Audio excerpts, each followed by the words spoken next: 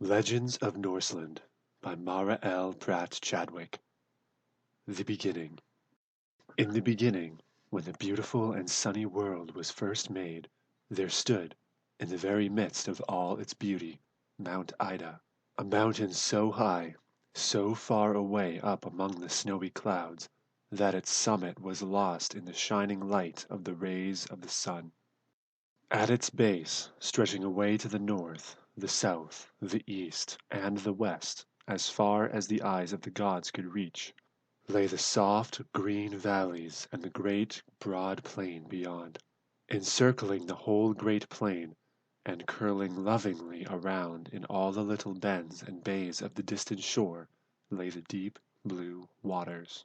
And beyond the waters, hidden in the distant mists, rose the great mountains in which the frost giants dwelt. On the top of Mount Ida, the gods had built their shining city, Asgard, and from its golden gateway to the valley below was stretched the richly colored rainbow bridge, with its wonderful bars of red and yellow and blue, orange and green, indigo and purple. And in this shining city, where the gods dwelt, there was no sorrow, no grief, no pain of any kind. Never was the sun's light shut off by heavy clouds. Never did the cruel lightnings flash, nor came their blights upon the harvest fields. Never did the heavy rains fall, nor did the cold winds sweep down upon the shining city. But alas, there came a time when a shadow fell upon this city that shone so like a golden cloud resting upon the mountain peak. For the Fates, the three cruel sisters, came and took up their abode at the foot of the wonderful tree of life, whose roots were in the earth, and whose branches, reaching high above the shining city, protected it from the sun's fierce heat and strong white light. And from that time even the gods themselves were no longer free from care and sorrow. Envy sprang up among the children of the great god Odin. Sickness and even death fell upon them, and the frost giants waged war with them, a war that would never cease in all the ages that were to come, until that day when the sun's light went out forever, and the dark reign of Ragnarok fell upon the earth. It was a beautiful earth that lay stretched out at the foot of Mount Ida. The fields were rich with grain, the trees were loaded with fruits, the sun shone warm and bright, but there were no harvesters, no gatherers of the fruit, no children to run and frolic in the sunshine. "The fair earth is desolate," said Odin to himself, as he looked down from his golden temple. "There should be people there, not gods and goddesses like us here upon Mount Ida, but beings less powerful than we, beings who can love and enjoy, and whose children shall fill the earth with their happy voices. And the care of all these beings shall be mine." As he spoke, he, the All-Father, passed down the rainbow bridge, out into the rich, green valley below. As he passed on beneath the trees, he saw standing together, their branches bending towards each other, a straight, strong ash, and a gentle, graceful elm. "From these trees," said Odin to himself, "will I create the earth people. The man I will name Ask, and the woman Embla. It is a beautiful, sunny world. They should be very happy in it. How their children shall delight in the broad fields and the sunny slopes. And no harm shall come to them, for I, the All-Father, will watch over them in all the ages to come." End of Chapter 1.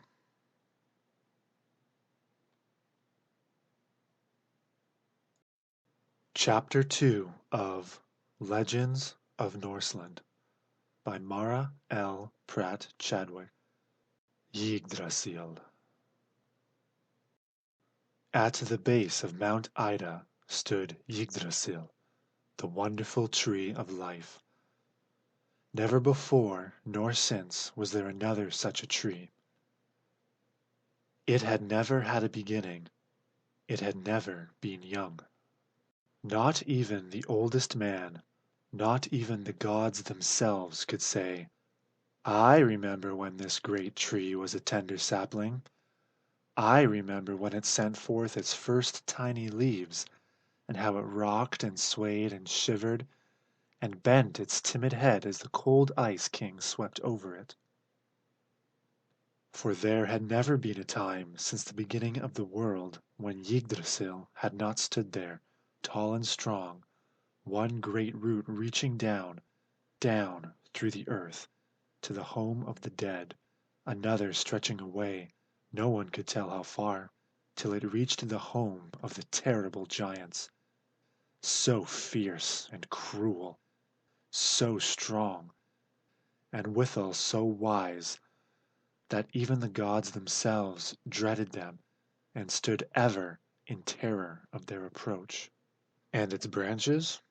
So broad, so far-reaching, so numerous were these, that they spread themselves protectingly over the whole earth, their topmost leaves rustling and whispering together above the gold palace of the gods, far up on the summit of the cloud-hidden Ida. Nor was this all. Hidden among the dense leaves lived a great white eagle. No one knew whence he came, no one had ever looked upon him, but there he sat, ages upon ages, singing forever the story of the Creator of the earth and the wonderful deeds of the gods who dwell in the shining city of Asgard. The leaves of the tree sang sunset songs and whispered to each other secrets, sometimes sad, sometimes gay, which even the gods, with all their wisdom, could not understand. At the foot of the tree, away down at the end even of the deepest, farthest root, lay the well of wisdom. Its waters were black. Sometimes they were very bitter, and few there were who had the courage and the perseverance to search out the hiding place of this wonderful spring. Then, too, it was guarded by a grim old giant, Memory, who so loved this well, and so dreaded the approach of man or god to its waters, that he would not allow them even to touch their lips to it, until they had sworn to surrender to him whatever thing was dearest in life to them. This was a heavy price to pay for wisdom, and few there were who cared to pay it. "Will you give me your children? Will you give me your freedom? Will you give me your health? Will you give me your tongue, your ears, your eyes?" The old giant would ask of the mortals who came to drink of the waters of the well of wisdom. And always, when the mortals heard these questions, they grew pale and trembled with fear. "Go back to your homes," the old giant would thunder. "You desire wisdom, it is true, but you are not willing to pay the price for it." Then the mortals would hurry away, their hearts beating with fear, their ears ringing with the thunderous tones of the terrible giant, who, since the earth was made, had sat at the foot of Yggdrasil, guarding the secrets from all the world. End of chapter 2.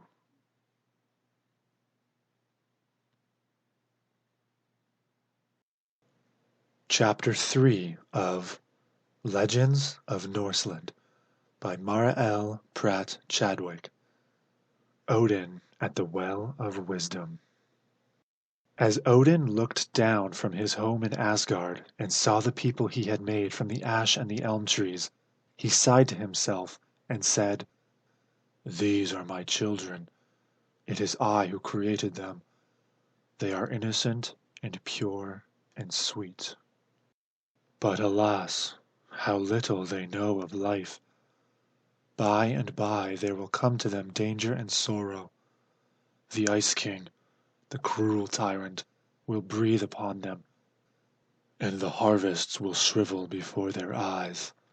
The rivers will be frozen, the trees will be bare, and there will be no food for them. As the years roll on, little children will come. These children will grow into manhood and womanhood, and other little children will follow. They are but mortals. Sickness and death will be their share, for I could not make them like the gods. And as Odin thought of all these things, his heart grew sad. Almost he wished he had not made these helpless beings from the ash and the elm. He looked down into the sunny valley, where as yet no sorrow, no suffering had come. Poor children, he sighed. What a world of wisdom Odin must possess to protect and guide and teach these earth people that he has made. Just then Ask and Embla paused and looked up towards the shining city, for the sigh from Odin's heart had been so deep and long that the leaves of Yggdrasil had rustled, and a faint echo of it had swept even across the valley below. "What is it that sweeps sometimes across the valley, and moves the trees and leaves, and so gently fans our cheeks?" asked Embla. "I often wonder," answered Ask.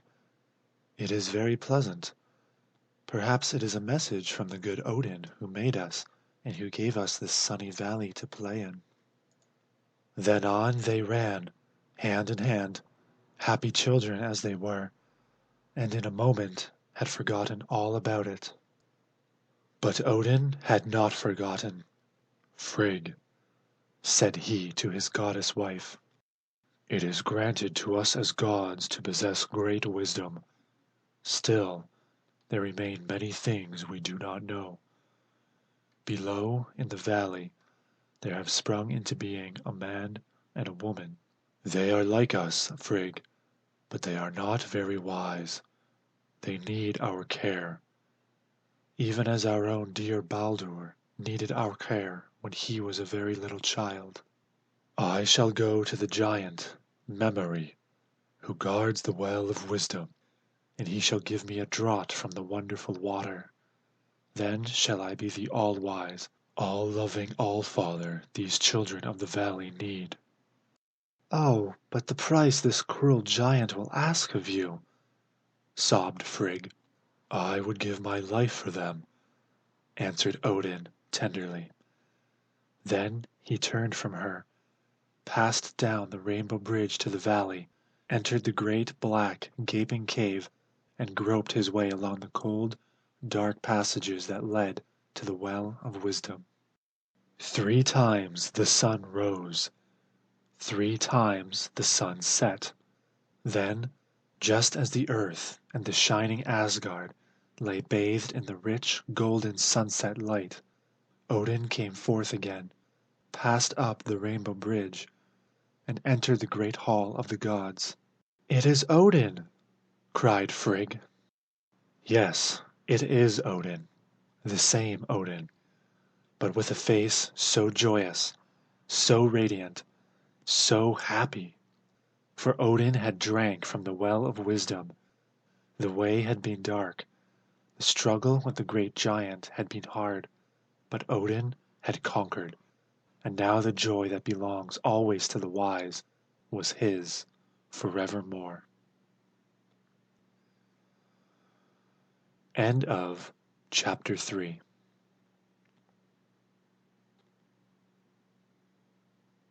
Chapter 4 of Legends of Norseland by Mara L. Pratt Chadwick. Odin and the All-Wise Giant.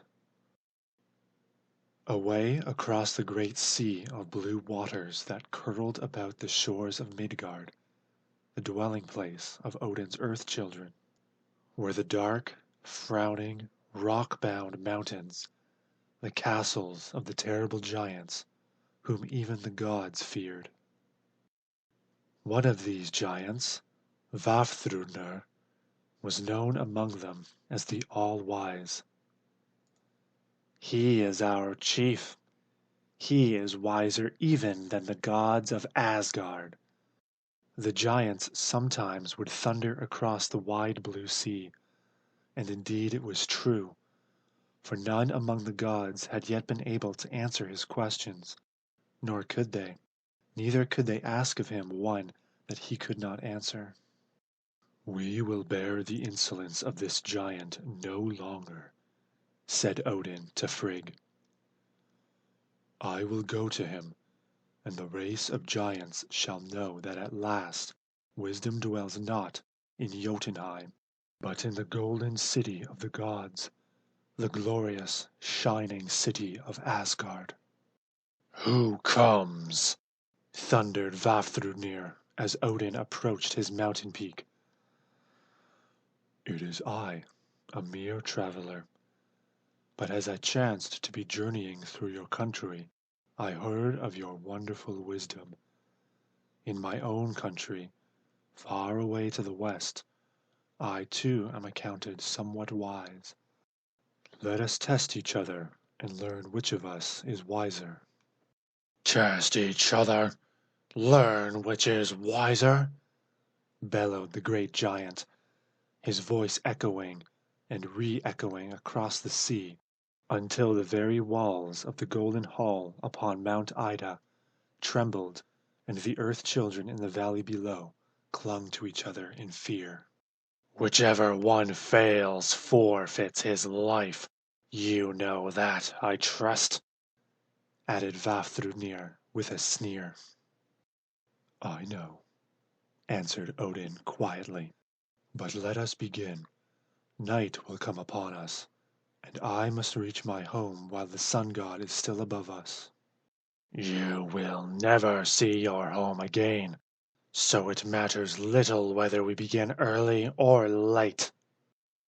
However, tell me, foolish, vain earth child that you are, what river is it that flows between this home of the all-powerful giants and the home of the gods?"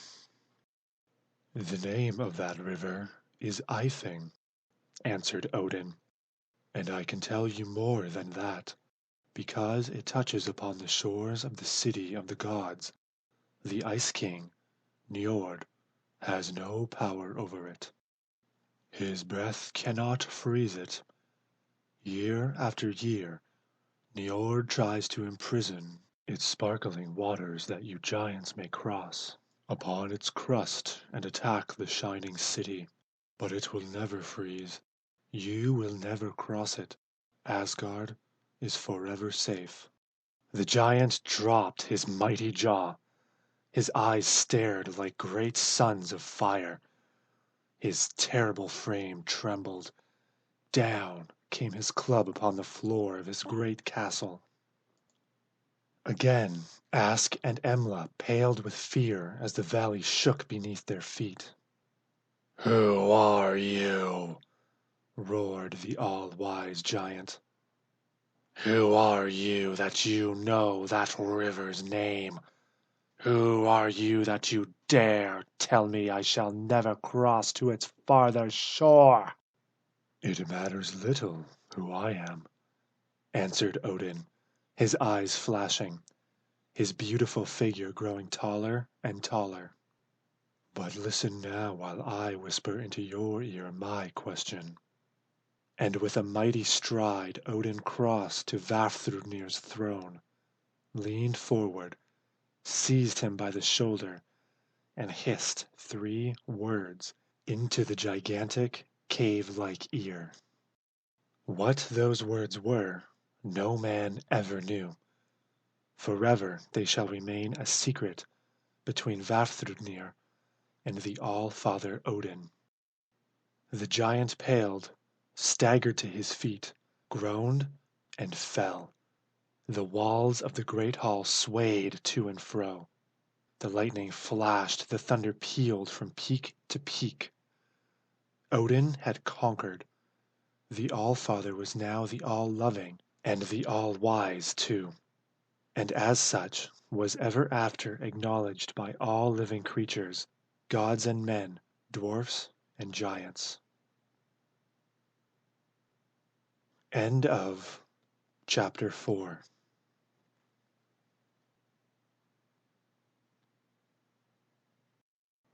Section 5 of Legends of Norseland by Mara L. Pratt Chadwick. The Stolen Wine. Part 1. There had lain for ages upon ages, hidden away in the great rocky cellar of one of the giants' castles, a cask of wine which had been stolen from the gods. Never before had the gods been able to learn what had become of it, what giant had stolen it, nor in what castle it was hidden, but now that Odin had become all-wise, nothing could be concealed from him. "I know at last where the wine lies hidden," said Odin one day to his son Thor, "and I shall set forth to find it." Thor brought down his hammer with a thud.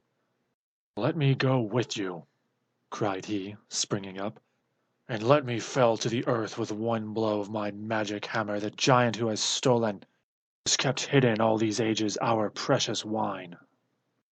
"No," answered Odin. "This time I must go alone. The wine is guarded day and night, and it will not be easy to bring it away, even when I have found it. But watch for me, dear son. One day there will come, beating its wings against the shining gates of our city, a great white eagle. Do not harm the eagle. Open the gates to him, for that eagle will be Odin, returning with the stolen wine to our city of Asgard."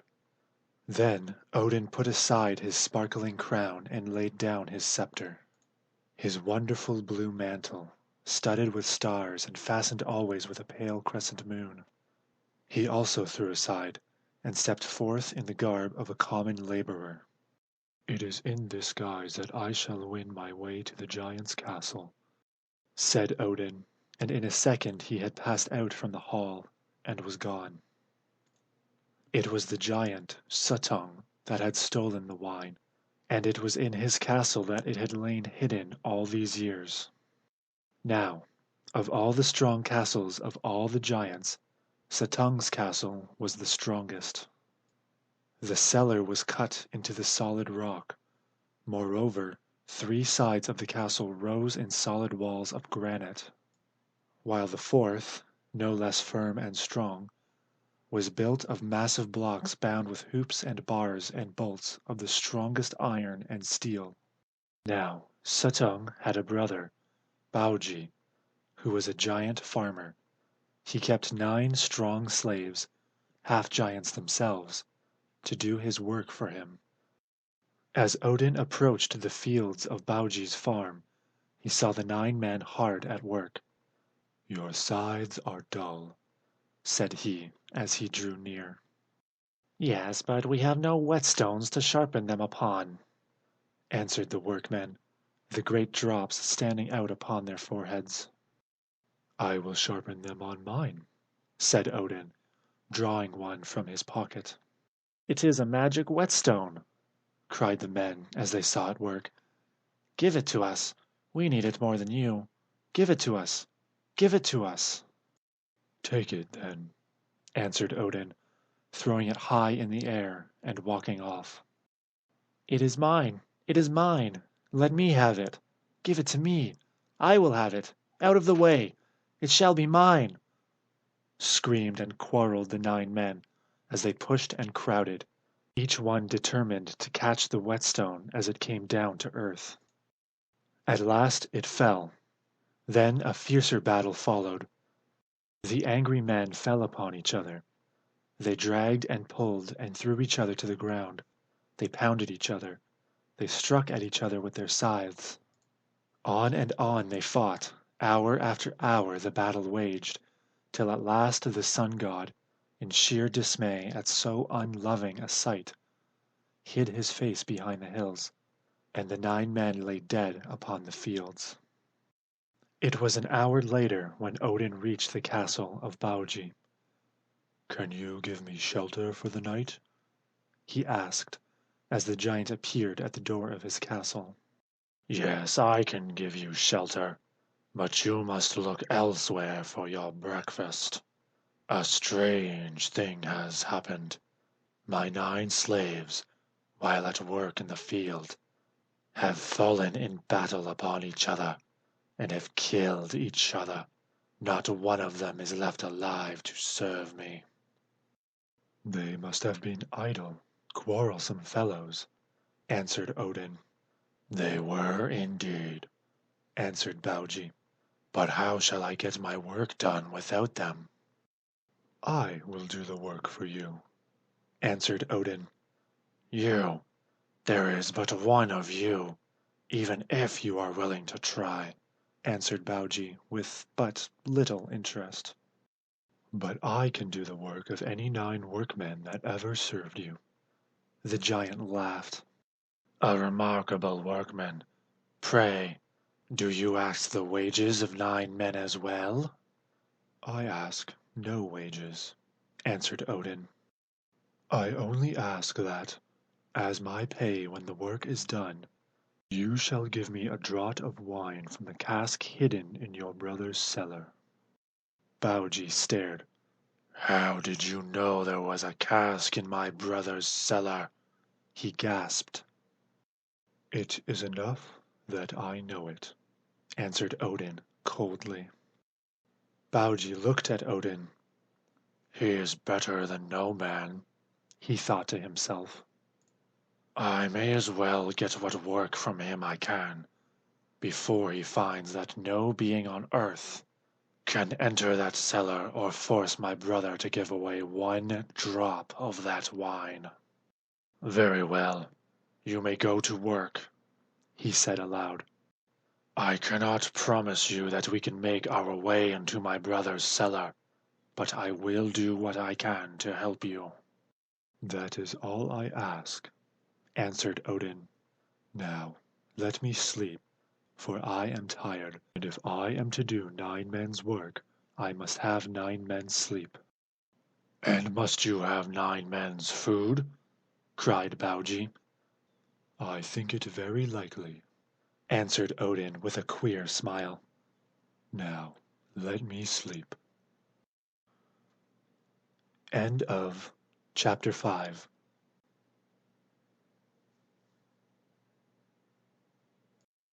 Chapter 6 of Legends of Norseland by Mara L. Pratt Chadwick. The Stolen Wine, Part 2. "What is your name?" asked Baugi of his new workmen when they set forth the next morning to the fields. "You may call me Bolverk," answered Odin. "Will one name be enough for all 9 of you?" said Baugi with a disagreeable curling of his upper lip. "I will not burden your giant mind with more than one," Odin answered, a funny little twinkle in his eye. The giant gave a furious grunt. He did not quite know whether his new workman was stupid, or whether under all his seeming meekness it might not be that he was making fun of him. Well, Baugi set Bolverk to work, and then, lazy fellow that he was, stretched himself out on a mountainside to watch. "That new workman of mine," he bellowed, calling the attention of a neighbor giant to Odin at work in the field. "Do you see him down there among the corn? He says he can do 9 men's work." "A workman usually thinks himself equal to any 9 other working men," roared back the neighbor. "Of course you have agreed to give him 9 men's wages?" Then the 2 giants roared with laughter. They thought they had said a very bright thing, and very likely they had. It is only because you and I are mere earth children that we do not think so too. As the days went on, Baugi began to laugh less and to wonder more at this strange workman. He worked on quietly from sunrise till sunset. He did not seem to hurry in his work. He did not work over hours. But, strange to say, the work went on, as the workman had promised. No 9 men could have done more, or could have done it better. It was harvest time when Odin came, the time when Frey, the god of the fields and of all that grows, glides around among his children and covers them over, or gathers in their wealth and beauty. Like the kind, loving father he is, he whispers to them now of Njord, who so soon will come, sweeping across the earth, breathing his cold freezing breath upon all the world, and covering it over with the cold white sheet that kills the flowers and the fruits. He teaches his children to curl themselves up beneath the earth until the cruel Njord is gone. For Njord seeks to kill the tiny leaves and buds, and shrivel the radiant flowers that, through all the long warm summer days, have lifted their faces so brightly to their good friend, the sun god. Perhaps it was because Frey and Odin worked together that there were such rare crops, and that the harvesting went on so smoothly. Certain it was that all the fields were cleared, the cellars were filled, and all was ready for the long, cold months to come, when cruel Njord was king. Even Baugi was in good humor. "You are indeed a wonderful workman," he said to Odin, as the last cellar was fastened, and he sat down to rest. "You are kind," answered Odin, the funny little twinkle coming again into his eyes. "Perhaps you would be willing to come with me now to your brother, that I may drink from the cask of wine that he keeps so closely guarded in his cellar." Baugi began to feel uncomfortable. "He will not allow either you or me to do so much as look upon that wine. You cannot have it." "Baugi," said Odin, growing very tall and godlike, his wonderful eyes flashing with a light like fire. "You promised to do all you could to help me. Come and do as I bid you." Baugi stared. His first thought was to kill the workman on the spot, but there was something about him, he hardly knew what, that made him, instead, rise and follow Odin to the brothers' castle. "Tell me which cellar holds the wine," said Odin when they had reached the brothers' mountain. "This one," answered Baugi. "Now take this auger, make a hole with it through the solid wall." Baugi obeyed like one in a dream. It was a magic auger. How it worked! How the powdered stone flew in a cloud about his face! "This is a very—" Baugi stopped. What had become of his workmen? Not a soul was in sight. Odin had disappeared, and to this day the giant never knew what became of him, nor does his brother know who stole his wine from the cellar. The stupid Baugi stood staring, now at the auger, now at the hole in the wall. He saw a little worm climb up the wall and disappear through the hole. That is all he ever saw or ever knew. The little worm laughed to itself as it crept in out of sight. "You are very stupid, Baugi, not to know me." Reaching the inner side of the wall, the little worm stopped to look about. There stood the cask, and beside it sat the daughter of the giant. "Poor girl," said the worm, to himself. "It is a bitter fate to be doomed to sit forever in this wretched dungeon, watching your father's stolen treasure. But be happy. Soon you will be free. There will be no wine to watch." The young giantess must have heard his words, for she looked up. There, just in front of the hole, the ray of light falling full upon his golden hair, stood a most beautiful youth. He looked so kindly upon her, and his eyes were so full of pity. Her heart went out to him at once. "I am very tired," said he gently. "So very tired. I have come a long, long distance. My home is far from here. I cannot tell you how far, but very, very far. If you would give me just one draught from the cask of wine. The poor girl, grateful for the sound of a friendly voice and for the sight of a human face, arose and lifted the lid for him. Odin leaned over the cask. He put his lips to the wine and drank. "You are very thirsty," said the giantess. "Very," answered Odin, drinking on and on. "You are very thirsty," said the giantess again. "Very," answered Odin, still drinking on and on and on. "You are very thirsty," said the giantess again, this time louder, her voice filled with fear. "Very," answered Odin, still drinking on and on and on and on.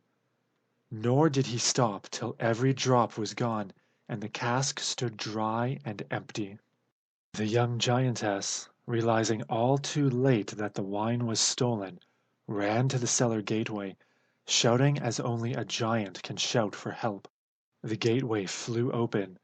In rushed the giants, Baugi and his brother. "The wine! The wine!" they cried. "Stolen! Stolen!" sobbed the giantess, her sobs shaking even the solid cellar walls. "The thief! The thief!" cried the giants. "Where is the thief?" But there was no thief to be found. There stood the empty cask. But the thief? There was no living creature to be seen. No living creature? I should not have said quite that. For there arose from a darkened corner of the cellar a beautiful, great, white bird. Its wings brushed against the sides of the gateway as it passed. Then higher and higher, up, up, far, far away beyond the sea, above the clouds it soared, nor rested till its great wings beat against the golden bars of the shining gates of Asgard. End of chapter 6.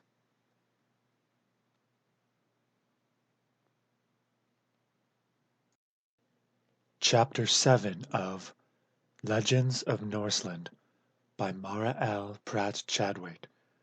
Loki's Theft. Thor was son of Odin.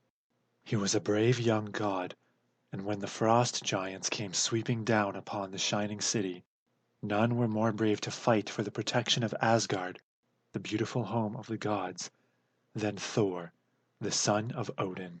There was another son, Loki. A cruel, wicked, idle, evil-hearted god was he, the sorrow of his father Odin, the grief of his mother Frigg, and the terror of all the gods and goddesses.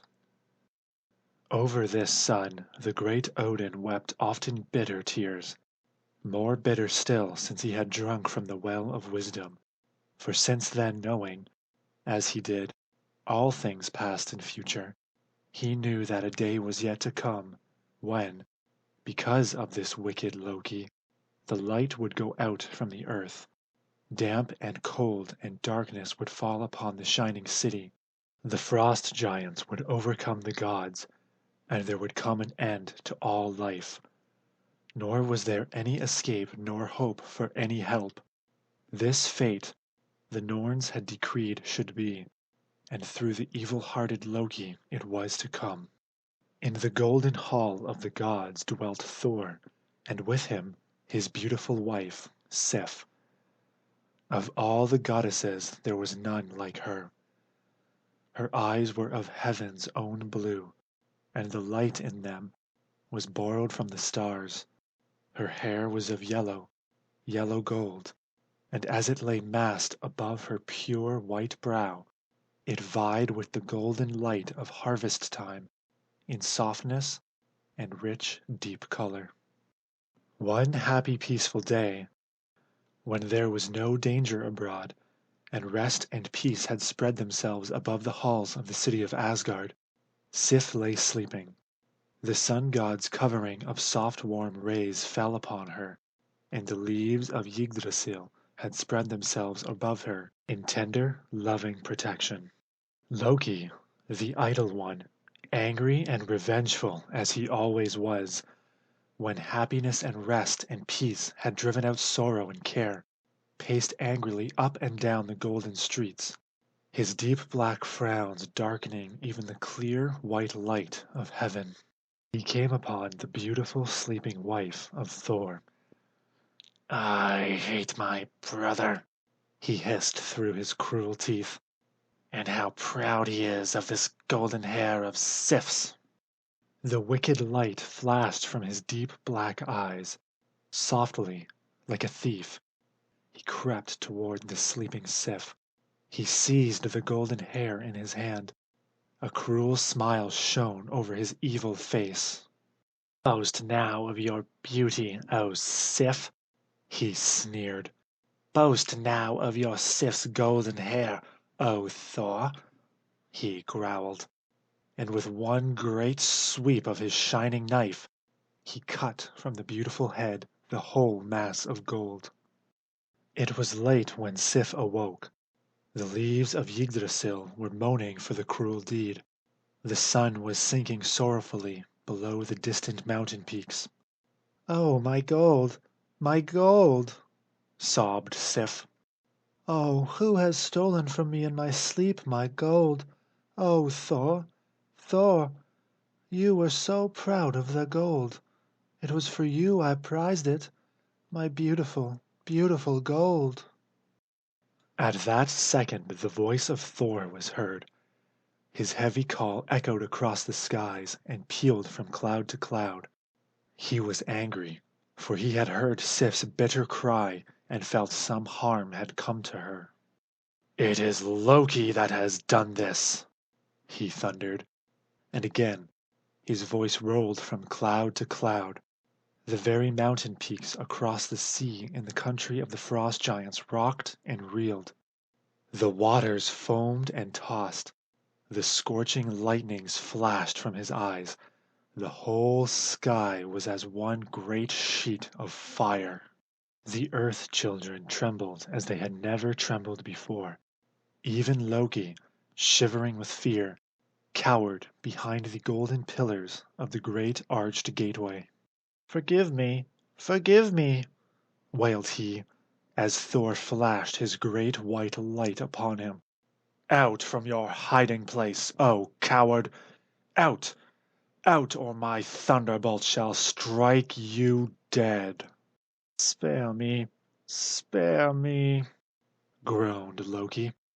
"Only spare me, and I will go down into the earth where the dwarfs do dwell." "Go!" thundered Thor, not waiting for the wretched god to finish. "Go, and bring back to me a crown of golden threads, woven and spun in the smithies of the dwarfs, that shall be as beautiful, and 10,000 times more beautiful, than the golden crown you have stolen from the head of Sif.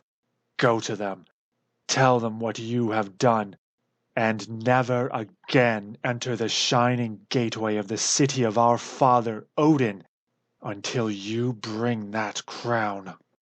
Loki slunk away, the thunders of the wrath of Thor slowly, slowly following him. The lightnings flashed dully across the skies. The low rumbling of thunder, distant but threatening, warned Loki that the wrath of Thor was not appeased. Neither would it be, nor would there be any return to Asgard for the evildoer until the crown of gold was won. End of chapter 7.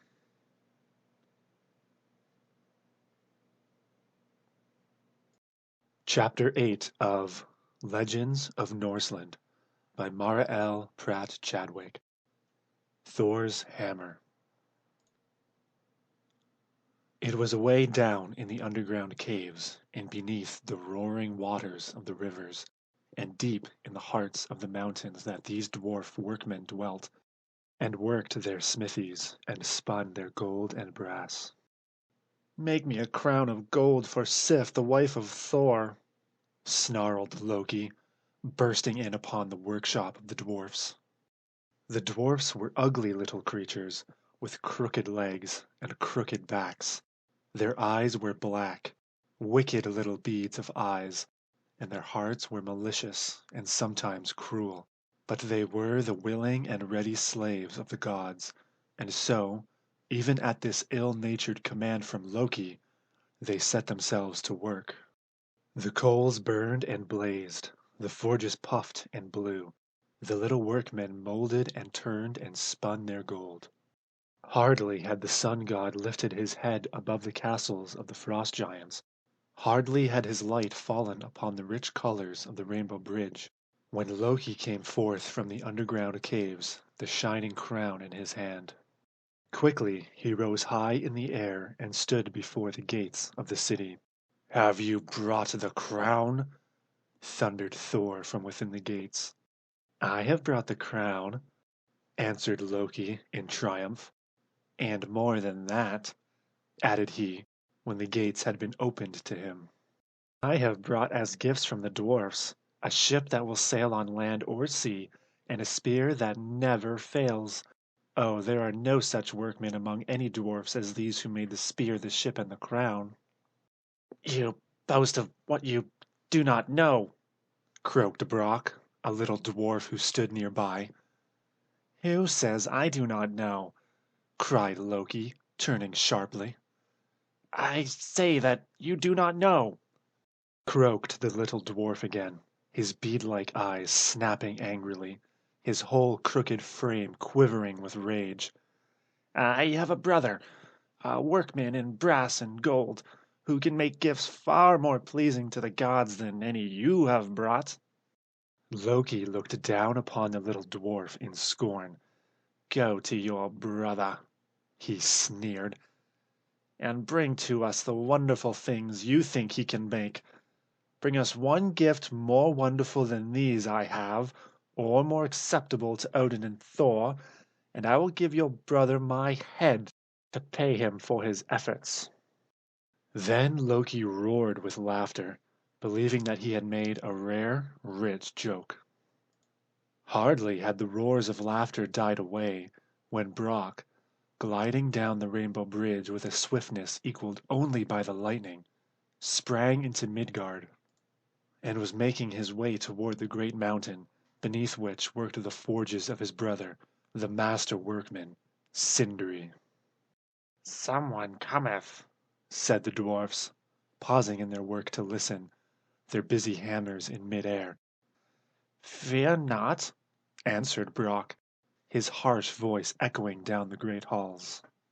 "It is I, Brock, and I come to demand of you that now, if never again, you do your best. For Loki boasts to the gods of Asgard that no dwarf in all the caverns of the underworld can make one gift more wonderful or more acceptable to Odin than those he brings. A crown of gold, a ship that will sail on land or sea, and a spear that never fails." A terrible roar burst forth from the hosts of angry dwarfs. "We will see!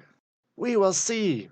they thundered, and seizing their hammers they set to work. The great forges blazed, the sparks flew, the smoke poured forth from the mountain top. Loki, looking out from the shining city, trembled. Well did he know the workmanship of these dwarfs of Brock, and well did he know how rash had been his scornful promise to the angry little dwarf. "We will make a hammer for Thor," said Sindri, the greatest among the workmen in this underworld. "A hammer that when thrown from his mighty hand shall ring through all the heavens. A trail of fire shall follow it. Its aim shall never fail, and it shall carry death and destruction wherever it falls. Blow thou the bellows, Brock, and I myself will mold the hammer from the red-hot iron."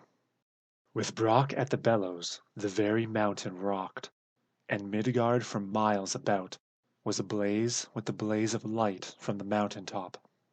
"This shall not be," snarled Loki, and rushing down from Asgard, he crouched outside the great black cave to listen. "A hammer for Thor?" Those were the words he heard. The ugly face grew uglier. An instant, and there was no Loki at the cavern mouth, but instead a poisonous, stinging gadfly, whose green back glistened, and whose shining wings buzzed and hummed with cruelty and revenge. There was a hard, ringing tone of defiance in their singing, and the tone was like that of the voice of Loki himself. "You shall drop the bellows," buzzed the gadfly bitterly, as it alighted upon the neck of Brock. It was a cruel sting, and its poison forced, even from the sturdy Brock, a cry of pain. "I know you. It is Loki," he cried. "But I will not drop the bellows, though you sting me through and with 1,000 stings." The gadfly buzzed with rage. Straight towards the hand upon the bellows it darted. Brock groaned again. His face grew pale. He quivered with the pain. Still, he held the mighty bellows and worked the roaring forge. "You will not," hissed the gadfly, and again it drove its poison sting, this time straight between the eyes of the suffering dwarf. And now Brock staggered. His hands relaxed their hold. Blinded with pain, he dropped the bellows. The blood ran down his face. The gadfly still hummed and buzzed. "You have nearly spoiled it," cried Sindri. "Why did you drop the bellows? See how short the handle is, and how rough. But it cannot be helped now, nor will its terror be any less to Loki. Ha ha ha! I would have made it handsome, but there is a power in it that shall make even the gods tremble in all the ages to come. Hurry away with it, and place it in Thor's mighty hands. And here are other gifts. Take them all, and bring me Loki's head. He has promised. Surely even he must keep his word, wicked and deceitful though he is." Brock seized the hammer, and, with the gifts, hurried up through the dark cavern, out into the light of Midgard, up the rainbow bridge, and with triumph in his swarthy face, sprang into the presence of the great god Odin. Loki roared with laughter at the sight of the awkward, clumsy hammer, but there was a proud, confident look in the dwarf's shining eyes that Loki did not like, and, coward that he was, his heart began already to fail him. "Let us see the gifts," said Odin, "that we may judge which workman among the dwarves has proved himself most wonderful." "First of all," said Loki, coming forward, "here is the golden crown for Sif." Eagerly Thor seized the crown and placed it upon poor Sif's head. "Wonderful! Wonderful!" cried all the gods, for straightway the golden hair began to grow to Sif's head, and in a second it was as if her golden locks had never been stolen from her. "To you, O Odin," said the dwarf, now coming forward, "I give this ring of gold. It is a magic ring, and each night it will cast off from itself another ring, as pure and as heavy, as round and as large as itself." "What is that?" sneered Loki. "Compared with this, see, O Father Odin, I bring you a magic spear. Accept this, my second gift. It is a magic spear that never fails." "But behold my second gift," interrupted Brock. "It is a boar of wonderful strength. It too is magic. No horse can run, no bird can fly with such speed.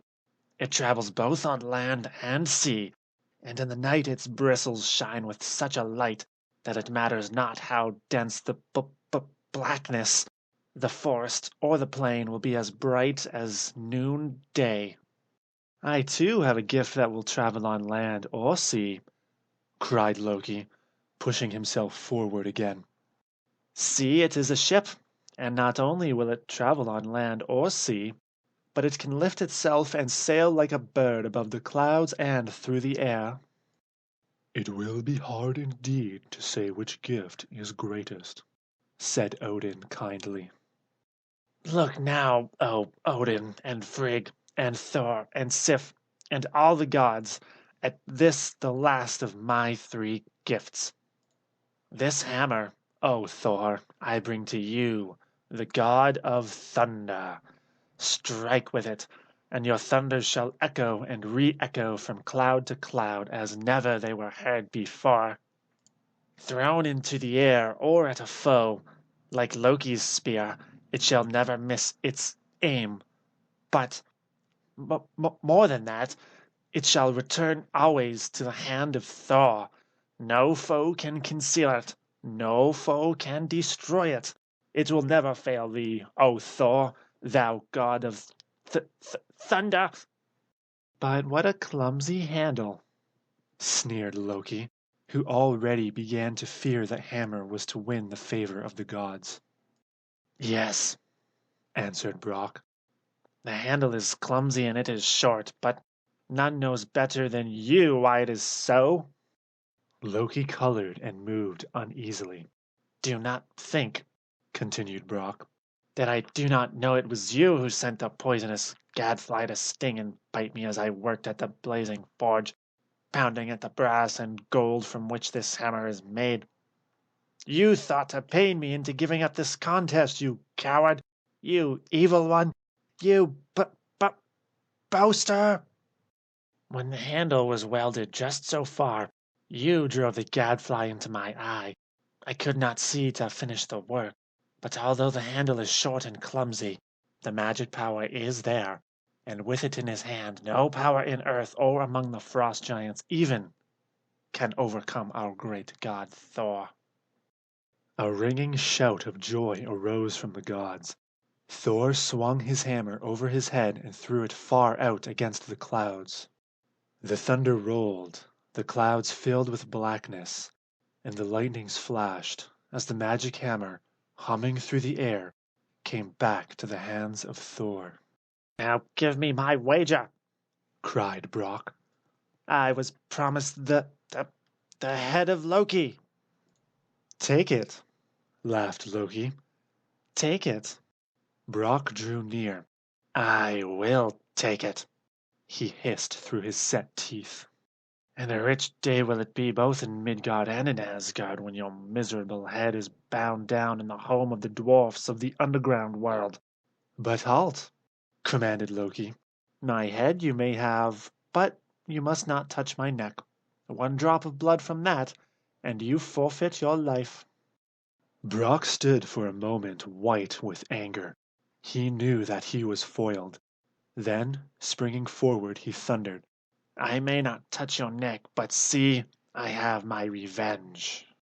And so, falling upon Loki, who struggled, but struggled in vain, he whipped from his mantle a thong and a thread of brass, and before even Loki knew what had been done, he had sewed, firm together, the lying, boasting lips of the evil god Loki, the wicked-hearted son of Odin. End of chapter 8.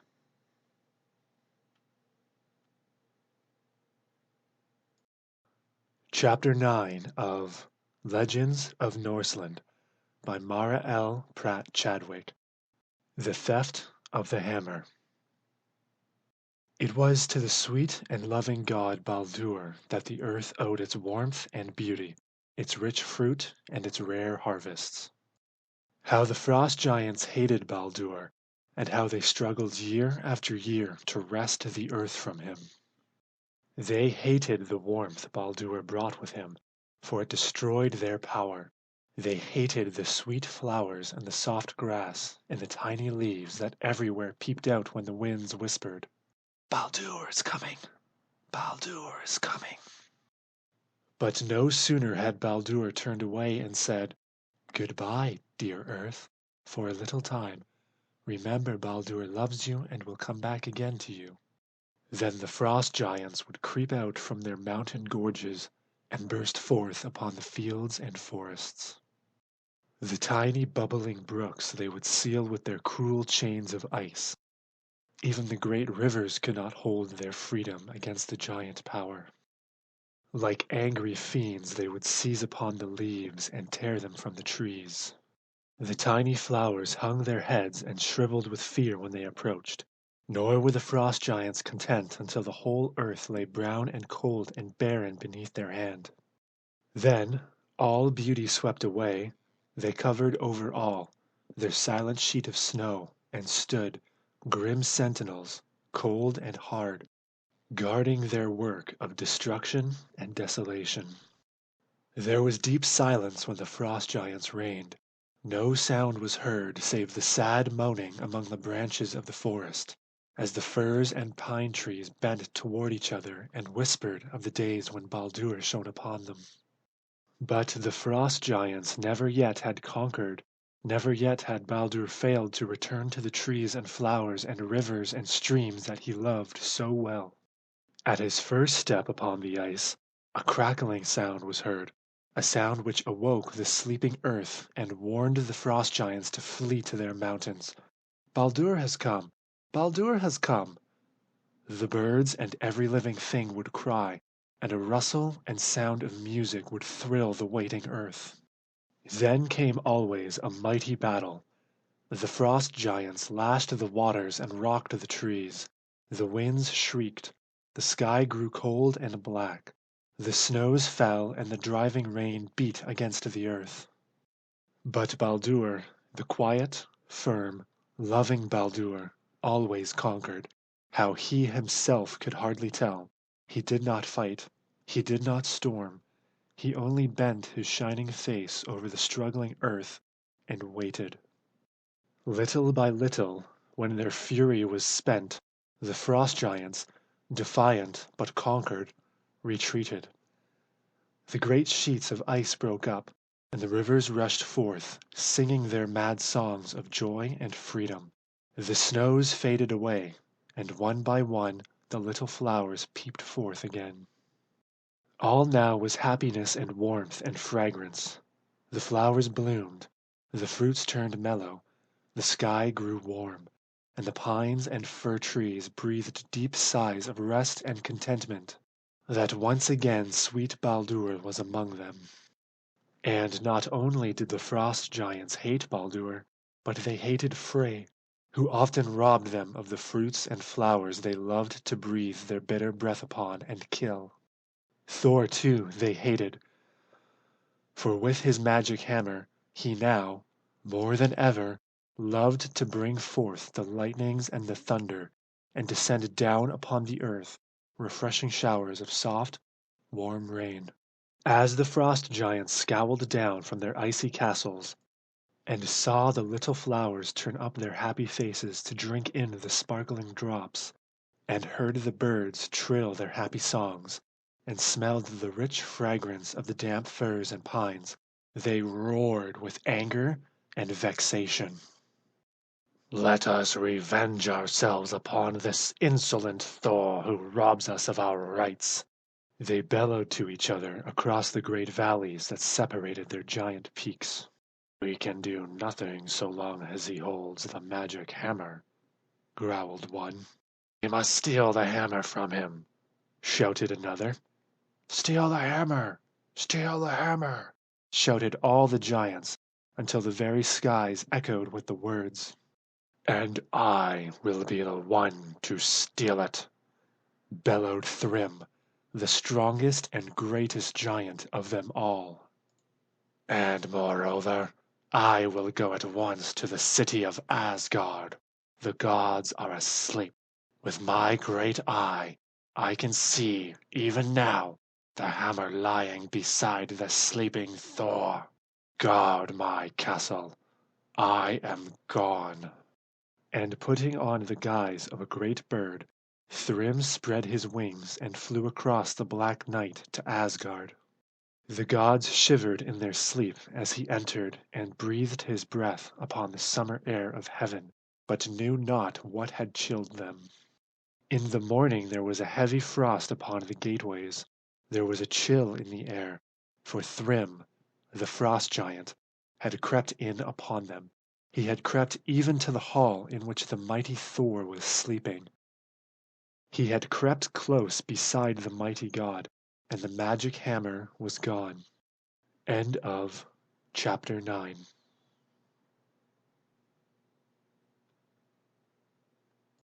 Chapter 10 of Legends of Norseland by Mara L. Pratt Chadwick. The Finding of the Hammer. My hammer! My hammer! thundered Thor, awaking and finding it gone. The gods in all Asgard awoke with a start. What a crash of thunder! So quick, so sharp! cried the earth people, for they did not know it was a cry of rage from Thor. Loki! thundered Thor again. Put you on wings!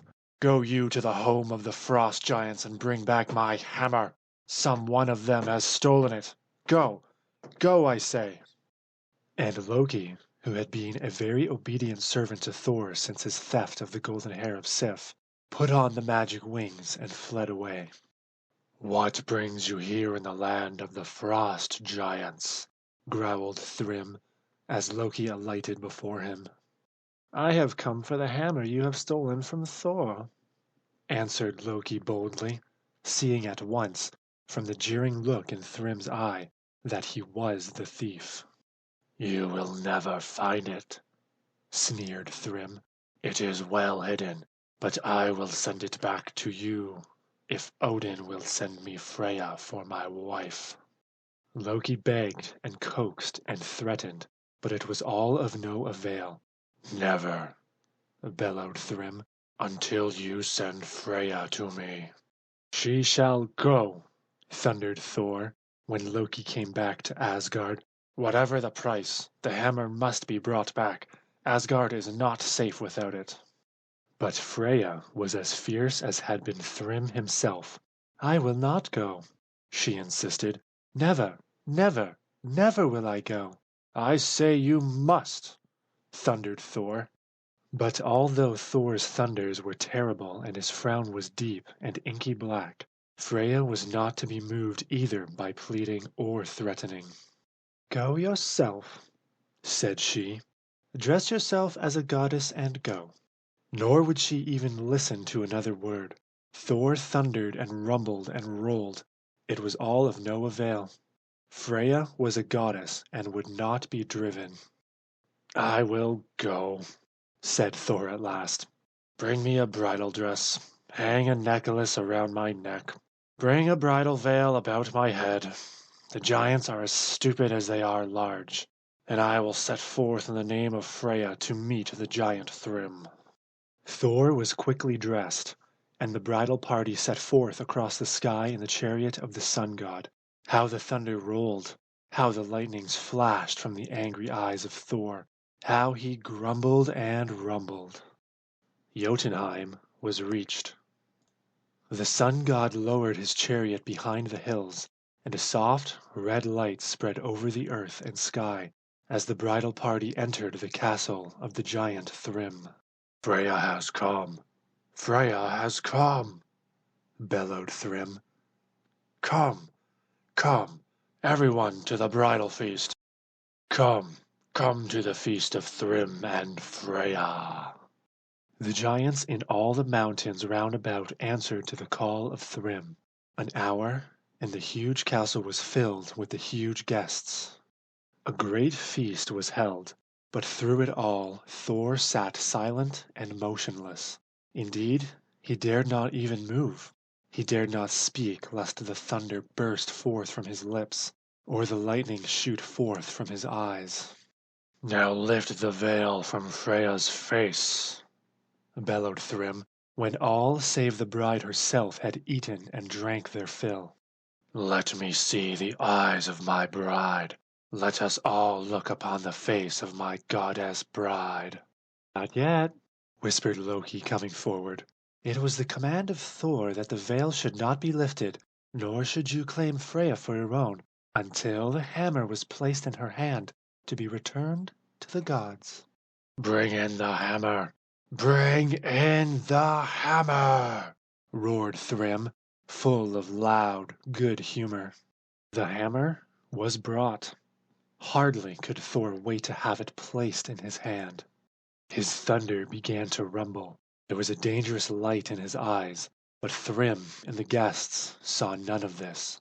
But hardly was the hammer within his reach when forth Thor sprang, seized it in his clutched fingers, tore aside the bridal veil, and with a rumble and a roar that shook the mountains of Jotunheim and razed the great stone castles to the ground, he poured out his lightnings upon the giants, one and all.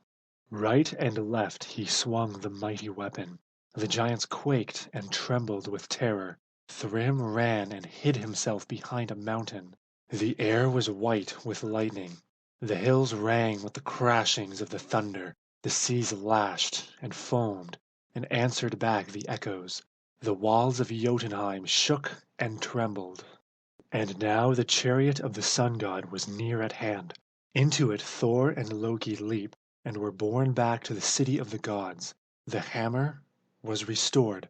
Again Thor held it in his mighty grasp. He held it, and Asgard once more was safe. End of chapter 10.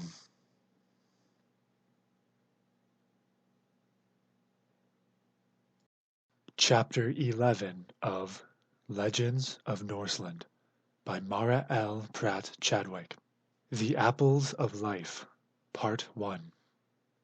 Among the gods in Asgard dwelt the beautiful Idun, the goddess whose care it was to guard the apples of life.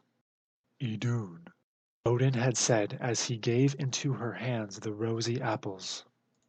To guard these apples and keep them forever from all harm is to do a greater service for Asgard than even Thor with his mighty thunders, or Baldur with his warm light, can do. For these are the apples of everlasting youth. Without them, what would Asgard be more than the cities of Midgard or of Jotunheim? What would the gods be more than the mortals of Midgard or the giants of Jotunheim? So guard them well, beautiful Idun, for to them you owe your beauty, even as we owe to them our never-fading youth. One day, when all was quiet and peaceful and happy in the city of Asgard, Loki, feeling within him the stirring of his own evil heart, betook himself to Midgard in search of mischief. The peace and quiet of Asgard he could no longer endure.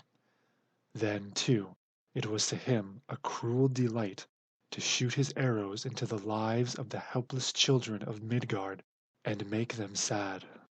Oh, Loki was a cruel god. Surely, Odin would sometimes say, as he looked upon him and thought of the wretchedness that yet would fall on Asgard through Loki's wicked deeds. Surely, Loki has the spirit of a frost giant, and the frost giants are bitter, bitter foes to Asgard. This day, Loki longed for mischief. I will go down to Midgard and find some happy heart to sadden, said he, his eyes shining with their wicked light. Down the rainbow bridge he hastened, and, with a light bound, sprang upon a bright tree in the beautiful land of Midgard. Who are you? Cried he, seeing in the tree beside him a great white bird. But the bird made no reply. He only winked and blinked and stared at Loki and crooned and pruned his feathers. Do you not know a god speaks to you? Stormed Loki, growing angry even with a bird. Still, no answer. Was there ever such a stupid bird? Indeed, like the people of Midgard, you seem to have no wisdom, sneered Loki, and determined to vent his evil mood, he seized a branch and began to beat the bird. Then a strange thing happened. The bird, who all this time had seemed so stupid, too stupid even to fly away, now seized upon the bow and held it fast. Loki pulled and pulled with all his godlike strength. He could not move it. It was as if held in the grasp of a giant. "Stupid bird!" sneered Loki, when he found he could do the bird no harm. "I will not stay in the tree with such a stupid creature." A strange sound, almost like a laugh of triumph, squeezed itself out from the beak of the big bird. "Go, Loki, go at once.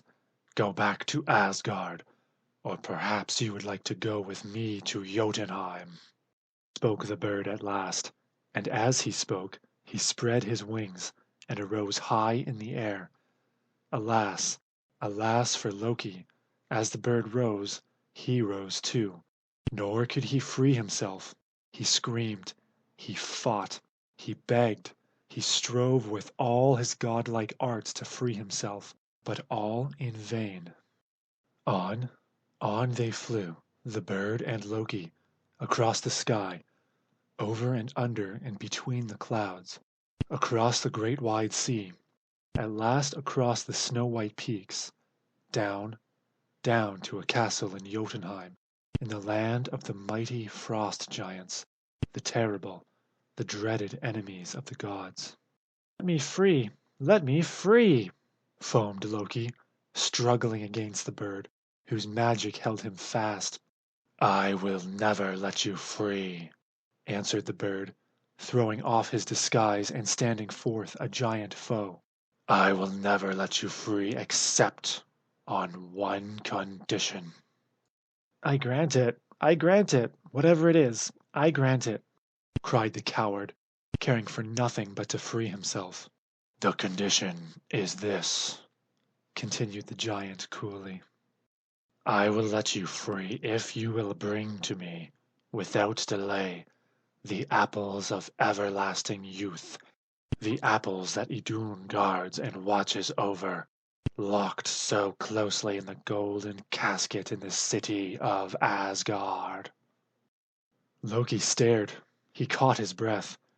To give up the apples of life, the fruit by which the gods were kept forever young and strong and beautiful.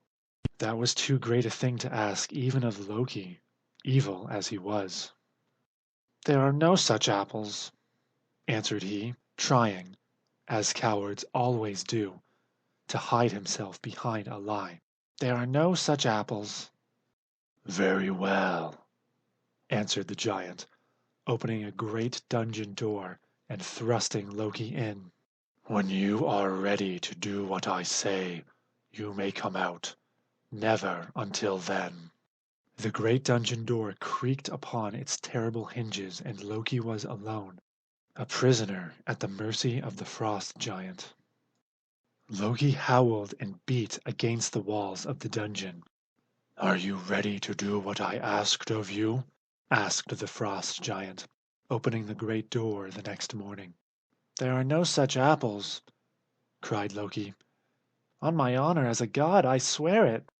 The giant made no reply. The heavy door creaked again, and Loki was alone. "Are you ready to do what I asked of you?" asked the frost giant, opening the great door the second morning. "Anything in all Asgard, O giant, I promise you. Anything but the apples," cried Loki. The giant made no reply. The heavy door creaked again, and Loki was alone. "Are you willing to do what I asked of you?"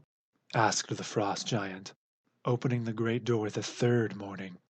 "One of the apples, O giant, I might steal from Idun and escape with before the fruit was missed," Loki began. The giant made no reply. The heavy door creaked again, and Loki was alone. "Are you ready to do what I asked of you?" asked the frost giant, opening the great door the fourth morning. "Yes, 2 of the 3 apples will I promise to bring you. With even one left the gods might be content, for even then their lives would be far longer than the life of mortals." The giant made no reply. The heavy door creaked again, and Loki was alone. Are you ready to do what I asked of you? Asked the frost giant, opening the great door the 5th morning. Yes, answered Loki meekly. You are willing to bring the apples of life? Yes. And you will bring all 3 of them? Yes. And you will bring them at once? Yes. Go then. I will go with you. Outside the walls of the shining city I will wait for you to bring the apples to me.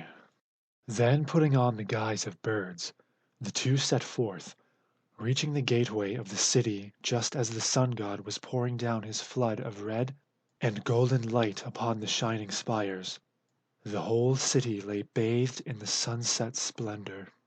Idun, said Loki, going directly to her, it is well you guard so closely these apples of life.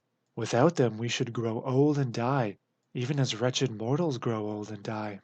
Indeed, it would fare ill with us if harm came to these precious apples, answered Idun.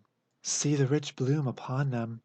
If that were lost, then would our bloom be lost as well, and we should grow old and wrinkled. Yes, answered Loki. And still, it seems very strange, but outside the gate of our city, just on the outer walls, are growing apples, looking so like these I cannot tell them one from the other. Bring your apples with you, and let us see if they are alike. If they should prove to be, then I will gather them for you, and we will put them all together in the golden casket. How strange, thought Idun innocently. The frost giant, in his great bird guise, wheeled round and round, impatiently awaiting the coming of Idun and the apples.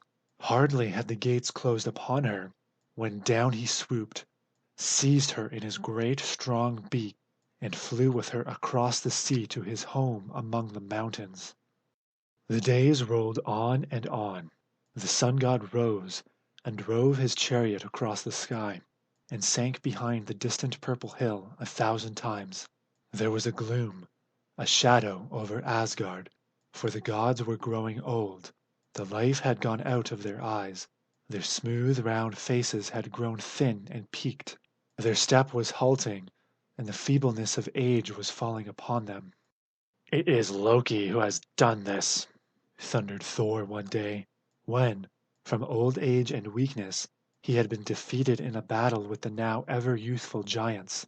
It is Loki who has done this, and we will bear it no longer. Look at Odin. Even he grows weak and bent and trembling. He is like the old men in Midgard. He, Odin, the All-Father. Thor's indignation waxed stronger and stronger. He set forth in search of Loki. I will not even wait for him to come, he thundered, seizing his hammer and setting forth.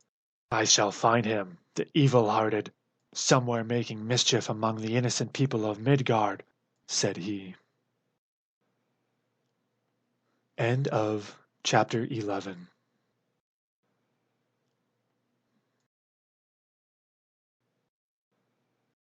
Chapter 12 of Legends of Norseland by Mara L. Pratt Chadwick.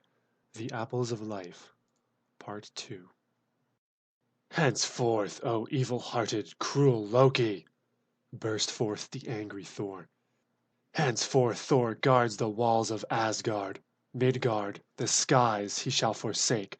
No more will he brew storms, never shall the thunder roll nor the lightnings flash, for Thor will watch forever upon the battlements of Asgard, the approach of the evil god who has brought such grief upon us. Never shall he enter the gates of this city again. Let him dare approach even to the golden gates, and Thor will smite him with his mighty hammer. Loki quailed before the fury of the great god Thor. To be an outcast from Asgard, even he could not bear. Spare me, whined the cowardly Loki. Spare me once more, and I will go again to Jotunheim. I will bring back Idun and the 3 apples of life. Thor stood looking at the cowardly Loki. He longed to strike him with the hammer, to kill him with his thunderbolt, to scorch him with his lightning arrows. But Evil as he was, Loki was immortal. He was the son of Odin. Go then, you mischief-making, evil-hearted son of unhappy Odin. Go, and whether success is yours or not, remember Thor guards the walls of Asgard and watches with his thunders for your return. Never, never as long as Thor wields the mighty hammer and holds the powers of thunder and lightning, shall Loki enter the golden city without the golden apples of immortal life. Without another word, Loki put on his guise of a great white bird and sped across the sea and sky, again to the land of Jotunheim. Straight down he swooped upon the castle of the giant who, all this time, had kept Idun imprisoned in a strong-walled tower of solid rock.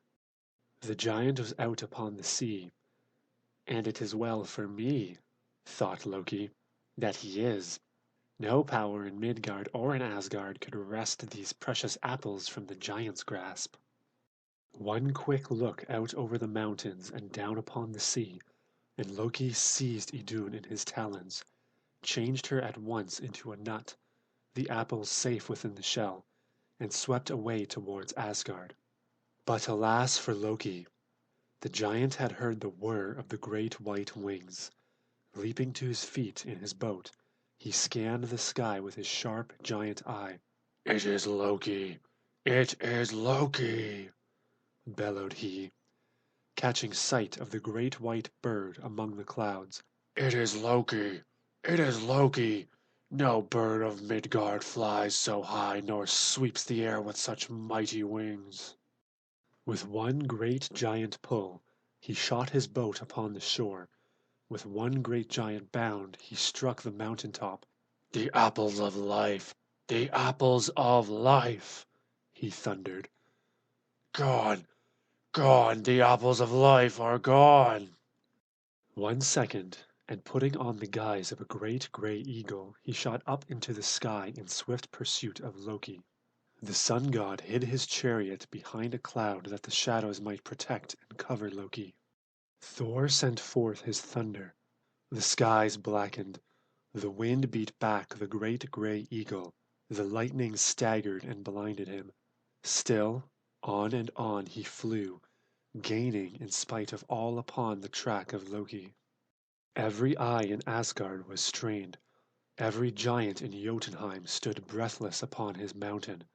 The great round faces of the giants grew tense. The wrinkled aged faces of the gods grew pale. It was a terrible race. It was a race for life and health and everlasting youth. Build fires upon the walls, heap up the brush, stand ready with the tapers, cried Odin, who foresaw the end. The brush is heaped. Each god stands ready, his haggard face growing whiter and thinner with fright and dread and eagerness. Already the rush of Loki's wings are heard. The eagle follows close. Nearer and nearer they come. Closer and closer is the race. 1 moment more, 1 second. The frightened eyes of Loki can be seen, so near he is. Thor sends his blinding fire once more across the eagle's track. It reels. For an instant it falls back. In that 1 second, with one last mighty stroke, Loki clears the walls and falls, exhausted, breathless, almost dead upon the golden pavement of the city. "The fires! The fires! The fires!" cried Odin. An instant, and there rises from the walls great sheets of blaze. The brush crackles and snaps and sends up great tongues of fire.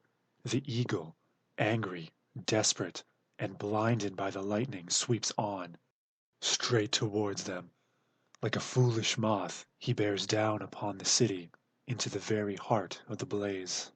A sudden crackling, a cry of pain, a cloud of black, black smoke, and the great gray eagle falls, a helpless mass, upon the pavement beside the breathless Loki. The haggard faces flush with hope and joy. The apples are safe. Idun has come back. The apples again are theirs. and life and joy and eternal youth once more are with them. Now the goddess of music bursts forth again in song, the god of poetry pours forth his melody. A feast is spread, and the gods and goddesses once more eat of the wonderful apples of life. The color comes back into their faded cheeks, light again flashes from their eyes. Youth and health and strength are theirs again. Peace reigns once more in Asgard. End of chapter 12.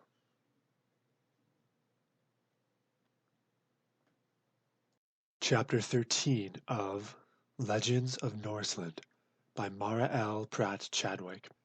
Loki's Wolf. Although the apples of life had been brought back, and although Loki appeared for some time very penitent and willing to obey the laws of the kind Odin, the gods had little faith in him. More than that, so much had they suffered, that now they were in constant fear of him. "We never know," plead Freya and Sif and Idun, all of whom had good reason to fear him, "what mischief he may be planning." And so it came about that Loki was driven forth from Asgard, as indeed he deserved to be. Straight to the home of the giants Loki went. He always had been a giant at heart, the evil creature, and was much more in harmony with them in their thoughts and acts than ever he had been with the gods whom he claimed as his people. But now that he was cast out from Asgard, and could no longer share its beauties and its joys, he had but one wish, that was to be revenged upon the gods, to destroy them and to ruin their golden city. To do this he raised two dreadful creatures, terrible monsters. Even the gods shuddered as they looked upon them. "Loki, Loki," thundered Odin, looking down upon him in wrath that he should dare such vengeance. But Loki stood defiant. There was but one thing to be done, so the gods thought, and that was to take these terrible creatures from Loki's power. "The serpent we will cast into the sea," said Thor.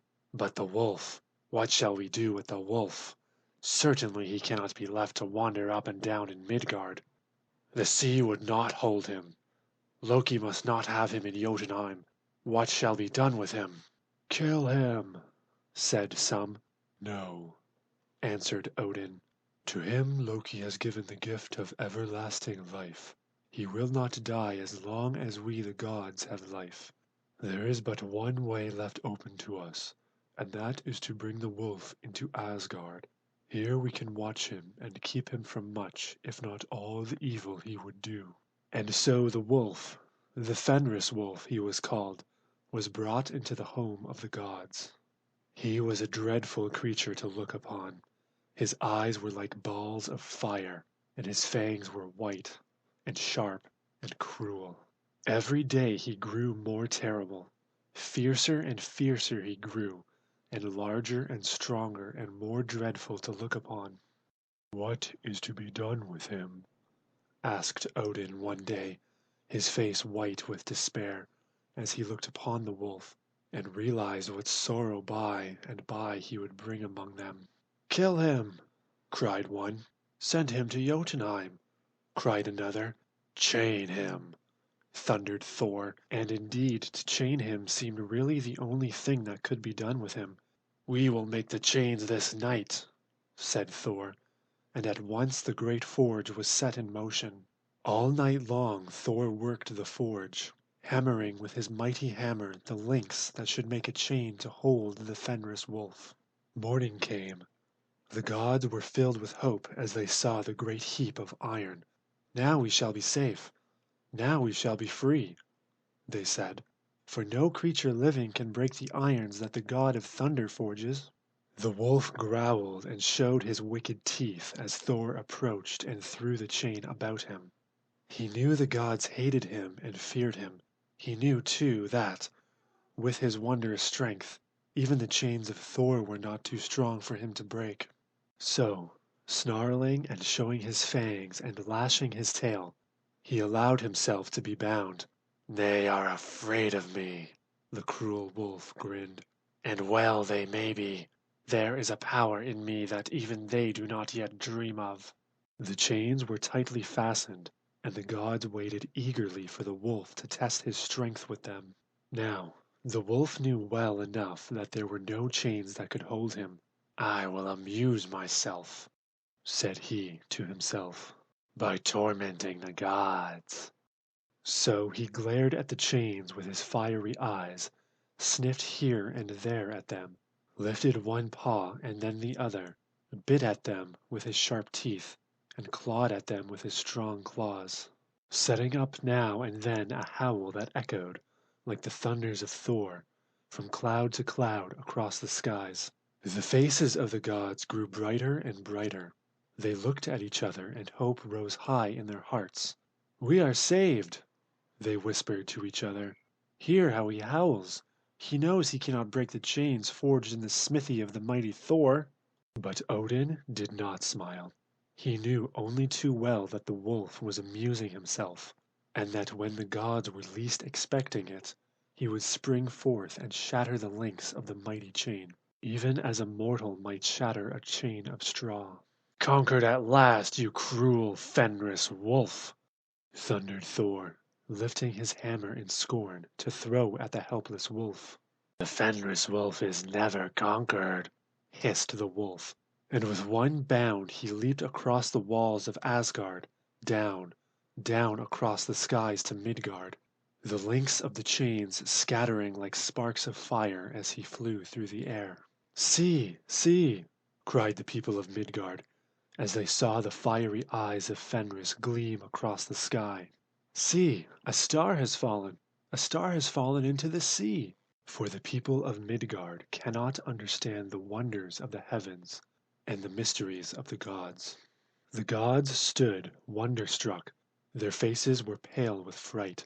The brow of Thor grew black and stern. Odin looked pityingly upon them all. "Lose not your courage," said he kindly. "The Fenris wolf shall yet be bound, and there shall yet remain to us ages upon ages of happiness and freedom from his wicked power. Go now to the dwarfs who work their forges in the great mines beneath the mountains of Midgard. They shall make for you a magic chain that even Fenris cannot break." Hardly were the words out of Odin's mouth when Thor set forth upon the wings of his own lightning to the home of the dwarfs to do the bidding of Odin the All-Wise. End of chapter 13.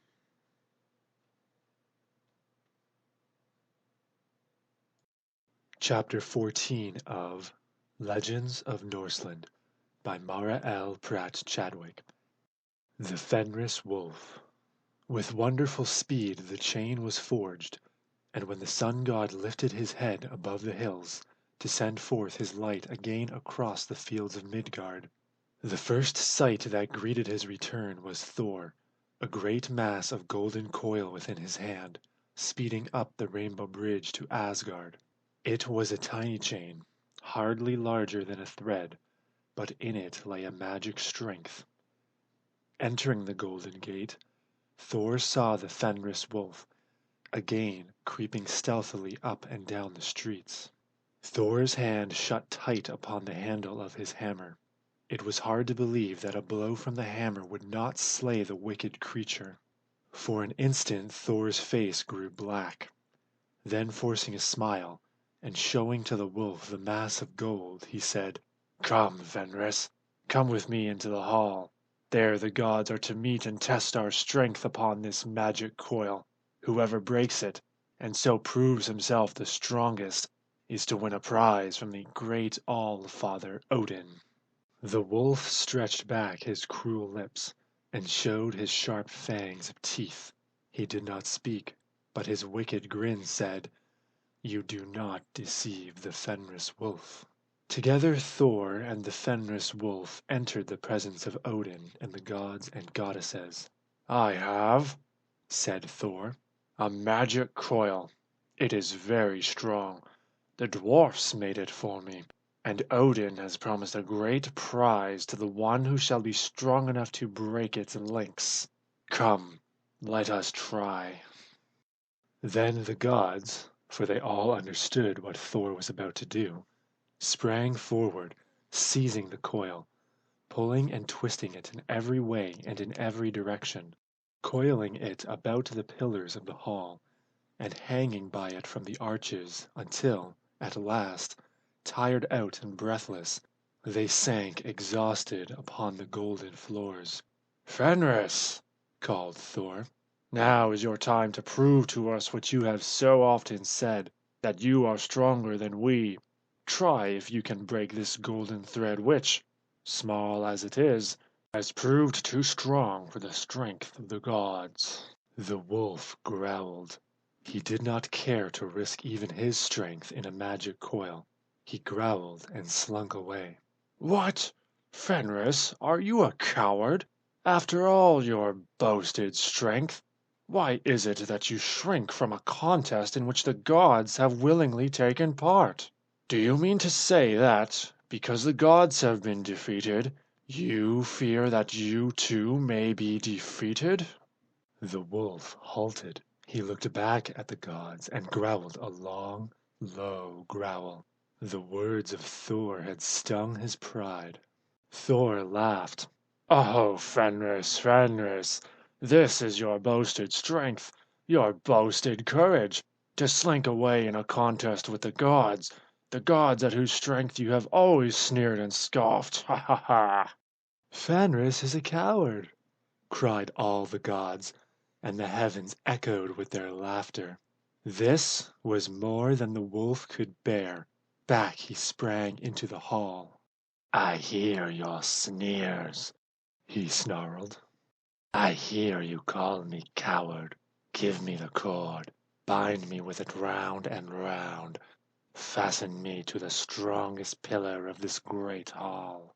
If the coil is an honest coil, Fenris can break it. There is no chain he cannot break. But if you are blinding me, if you have here a cord woven with magic such as no power can break, how am I to know? I put this test to you. Some one of you shall place your hand between my jaws. As long as that hand is there, you may coil and coil the thread about me.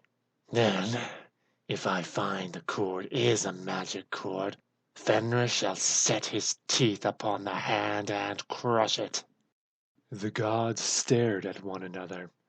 Surely Thor must not lose his hand.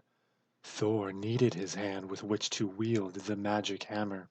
Then Tyr, the brave god Tyr, god of courage and bravery and unselfishness, stepped forth. "Here is my hand, O Fenris wolf. It shall be yours to destroy if you cannot loose yourself when bound in the golden coil." Again the Fenris wolf showed his shining teeth. He seized the hand between his heavy jaws. Thor bound the cord about him. "Now free yourself," he thundered. "Free yourself, and prove to the gods the mighty power of the Fenris wolf." The wolf, his eyes blazing with wrath, and with fear as well, struggled with the coil. But alas for the wolf, and joy for the gods! The harder he struggled, the fiercer he battled, the tighter drew the cord. With a howl of rage that shook the city and echoed even to the base of the great Mount Ida, he seized upon the hand of Tyr and tore it from his wrist. With another angry howl he sprang towards Thor, but with a quick turn Thor seized one end of the coil, fastened it to a great rock, and before the wolf could set his fangs he hurled him, rock and all, over the walls of the city, down, down into the mighty sea. "And there, chained to his rocky island, he shall abide forever," cried the gods. "And now peace once more shall rest upon our city." But Odin sighed, and to himself he said, "O happy children, there shall yet come a day when darkness shall fall upon us. The Fenris wolf shall again be loosed, and even the gods shall be no more." End of chapter 14.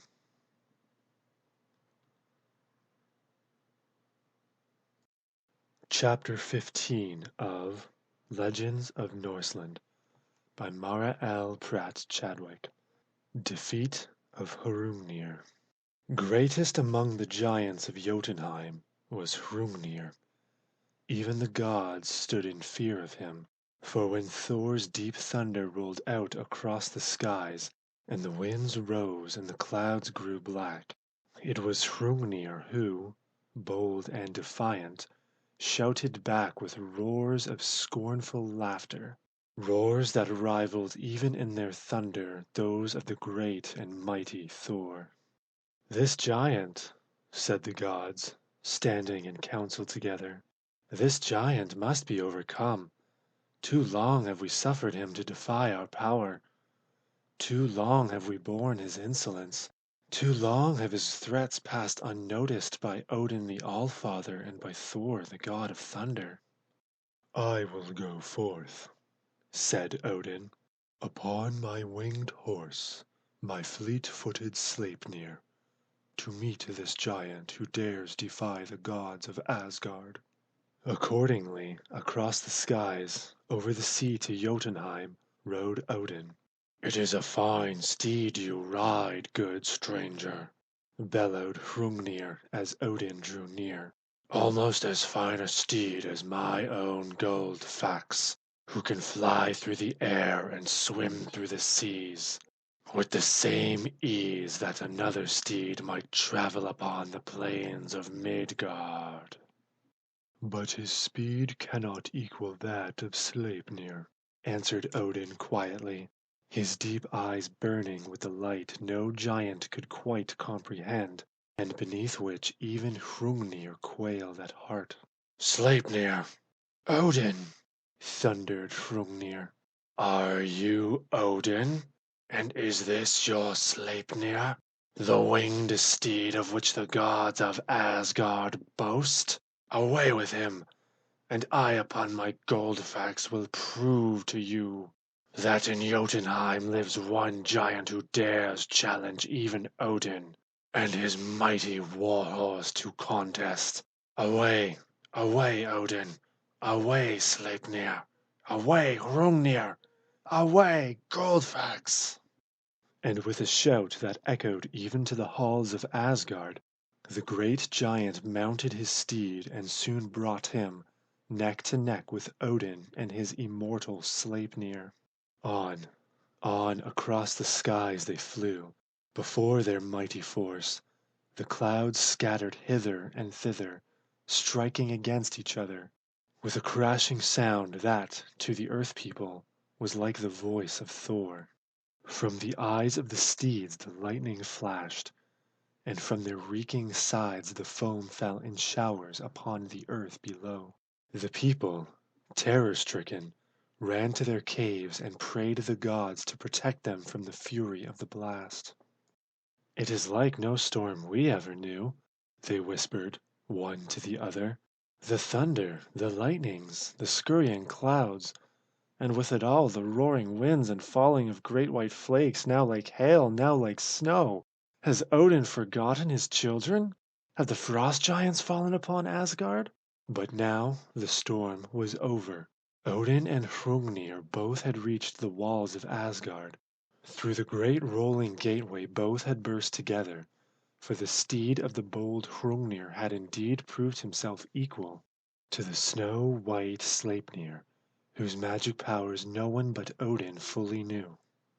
Hrungnir, elated with his success, and never once dreaming that, had Odin so willed it, he, with his brave steed Goldfax, might have been left far behind in the race, strode into the halls of Asgard and called loudly for food and drink and rest. All these were granted him, and the giant threw himself down upon a golden couch and stared insolently upon the gods. All were there save Thor. "And where," bellowed Hrungnir, "is the great Thor, the mighty thunderer who dares defy the frost giants? and whose strength is boasted greater than that of Hrungnir, the chief of the mighty frost giants. Bring him into my presence, roared the giant. Let me prove to you that one giant at least dares defy even the greatest and most warlike of you all. Away upon the sea, Thor heard this boast. Who challenges me and defies my power? He thundered, and with the swiftness of the wind, hastening upward toward the shining city, he burst in upon the giant stretched out upon the golden couch. I challenge you, bellowed the giant, springing from his couch and facing the god of thunder. Thor raised his hammer. The lightnings flashed from his eye. Halt, roared the giant. Little credit will it be to the god of thunder to fall in battle upon a frost giant unarmed and unprotected. You are a coward. Fight me as becomes a great god on equal grounds and under fair conditions. Come to me in the land of Jotunheim, and there will I challenge you to battle. Then will your victory, if you win, lend a luster to your greatness, and the fear of you throughout the land of the frost giants be greater than ever before. As you say, answered Thor with a sneer. Go now and make ready for the Holmgang, in which the insolent, boastful Hrungnir shall learn the power of the gods whom, in his ignorance, he dares defy. Then Hrungnir departed from the city of Asgard, and assembled the giants together to prepare for the coming battle. Let us make a giant of clay. And at once every giant in Jotunheim fell to work. Whole mountains were leveled to the earth, and the great masses of stone and earth heaped high, until, on the third day, there stood a giant 9 miles high and 3 miles broad, ready to defy the power of the thunder god when he should come. But alas for the heart of this warrior of clay! None could be found, either in Midgard or in Jotunheim, of size proportionate to the body of the mighty creation, and so, in despair, the heart of a sheep was chosen, and around it the clay warrior was built. At the first sound of rolling thunder, by which the coming of Thor was announced afar off, alas, this heart, fluttering and trembling, so shook the mighty form that its spear fell from its hand. Its knees shook, and Hrungnir was left to fight his battle alone with the angry son of Odin. Onward, nearer and nearer came Thor the Terrible. The lightnings flashed and the earth rumbled. Seizing a great mountain of flint in his hands, Hrungnir waited. His eyes burned and his face was set. Suddenly, forth from the ground beneath his feet, the god of thunder burst. Hrungnir sprang forward. With a mighty force he hurled the mountain of flint. Thor, with a roar, flung his mighty hammer. The two crashed together in mid-air. The flint broke, and one half of it was driven into the heavy skull of Thor. The hammer, cleaving the flint, sped onward, and Hrungnir fell dead beneath its never-failing blow. But in falling his great body lay across the neck of Thor, who, stunned by the blow from the flint, had fallen, his hammer still clenched firmly in his powerful hand. For a moment there was a hush. The very sun stood still. Not a sound was heard through Jotunheim. The thunder of battle had died away. All the earth was still. Then came Magni, a son of Thor. "Why this sudden quiet?" he called. "Why has my father's voice been stilled? Certainly the great god Thor has not fallen in battle. Oh, in the name of Odin!" he thundered, as he saw the frost giant's body lying across his father's massive frame. In the name of Odin and of Thor, what does this mean? And, seizing the giant by a foot, he hurled him out over the seas. For miles and miles the giant's body cut the air, and then, falling, sank, and was buried beneath the waves. Thor staggered to his feet again, and with a roar that made the leaves of Yggdrasil tremble and shook even the halls of Valhalla, set forth across the seas, never once looking back toward the land of Jotunheim, whose people, for the time at least, were again subdued by the power of Thor, the god of thunder, by Thor, the son of Odin, the all-wise. End of chapter 15.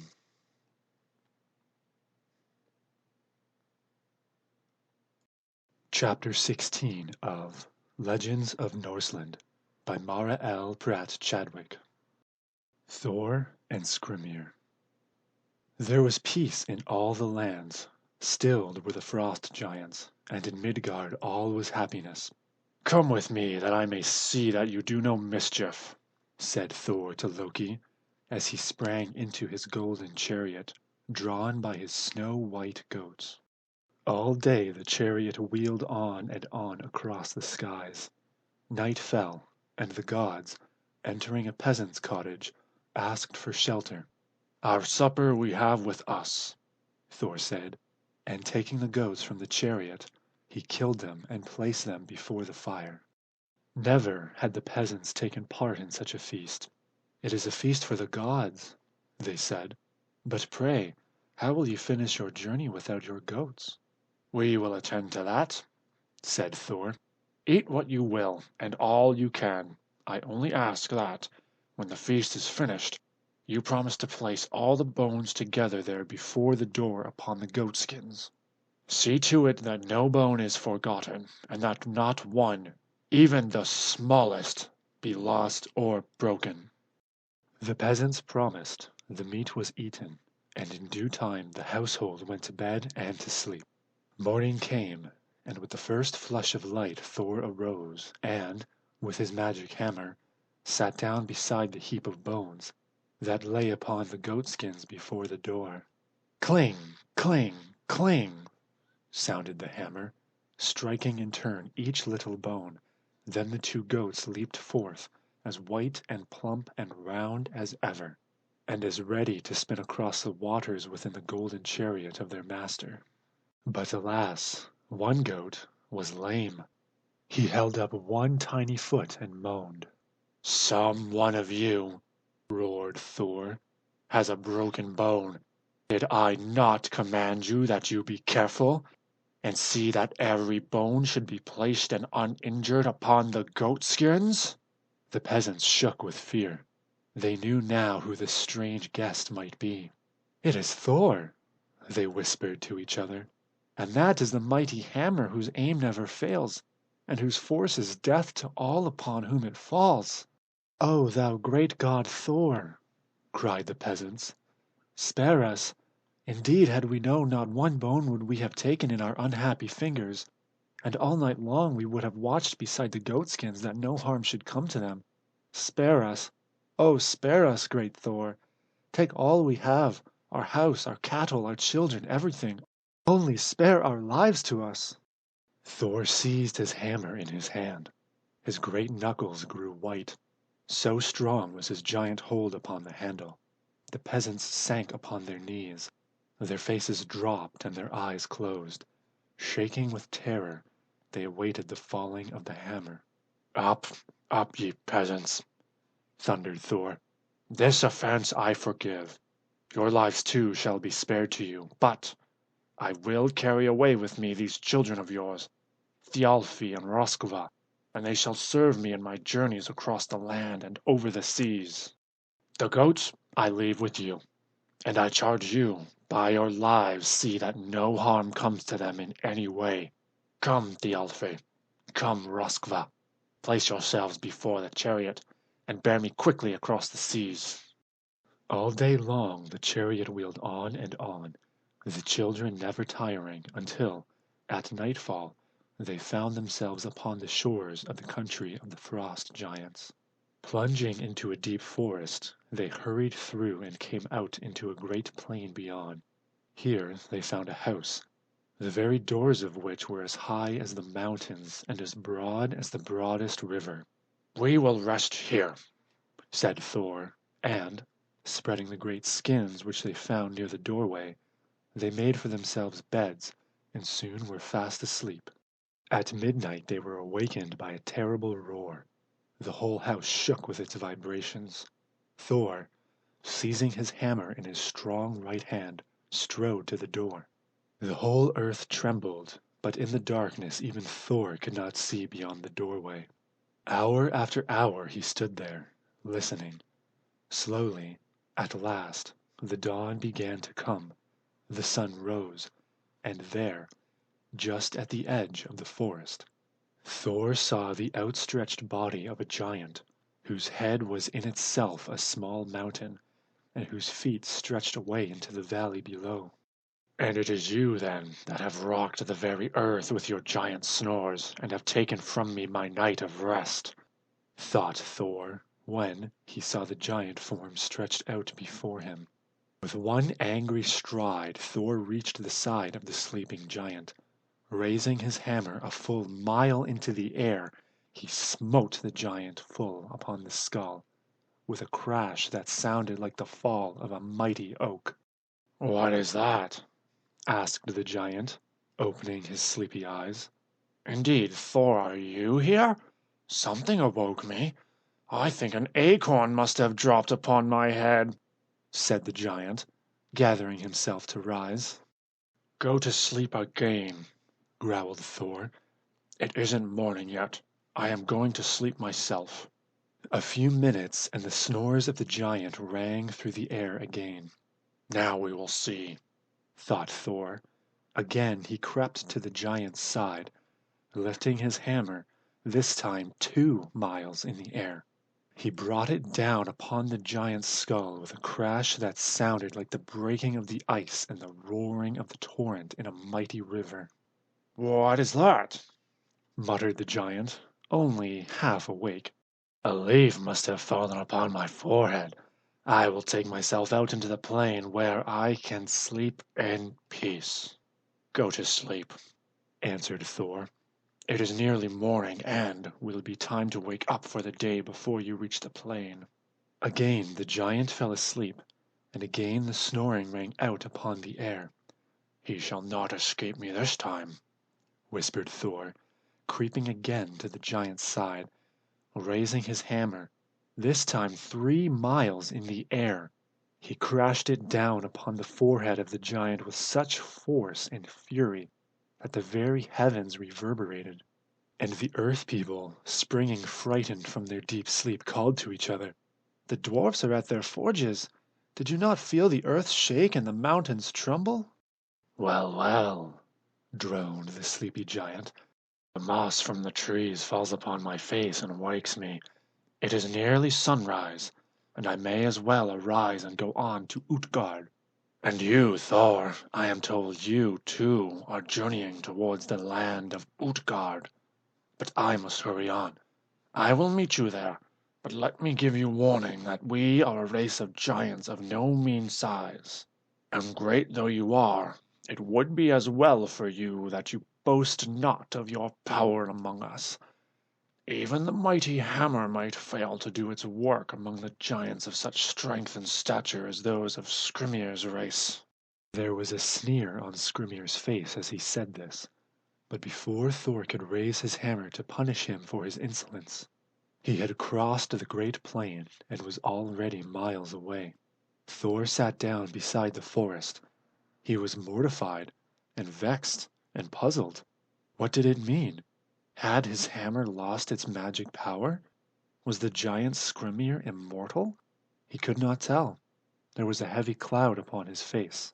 As he set forth again upon his journey, the little servants shook with fear. Even Loki kept silent and said not one word the livelong day. End of chapter 16.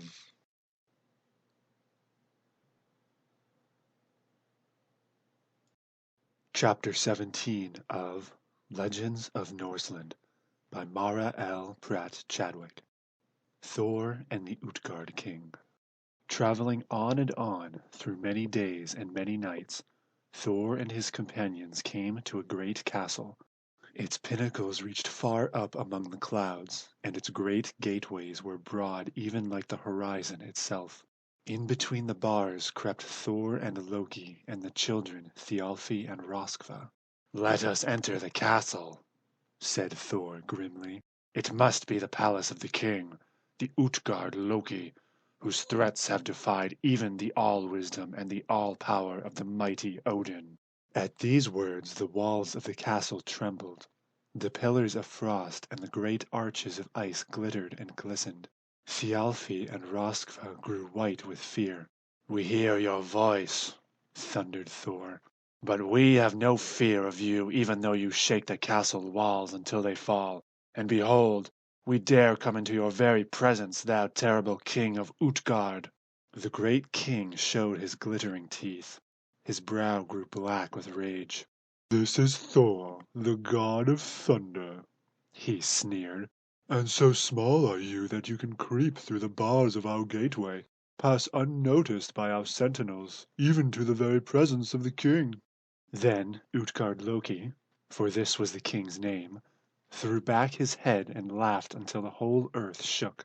Trees were uprooted, and avalanches of ice and snow, pouring down into the valleys, buried hundreds of the little people of Midgard. Thor clenched his hammer. He dared not thunder.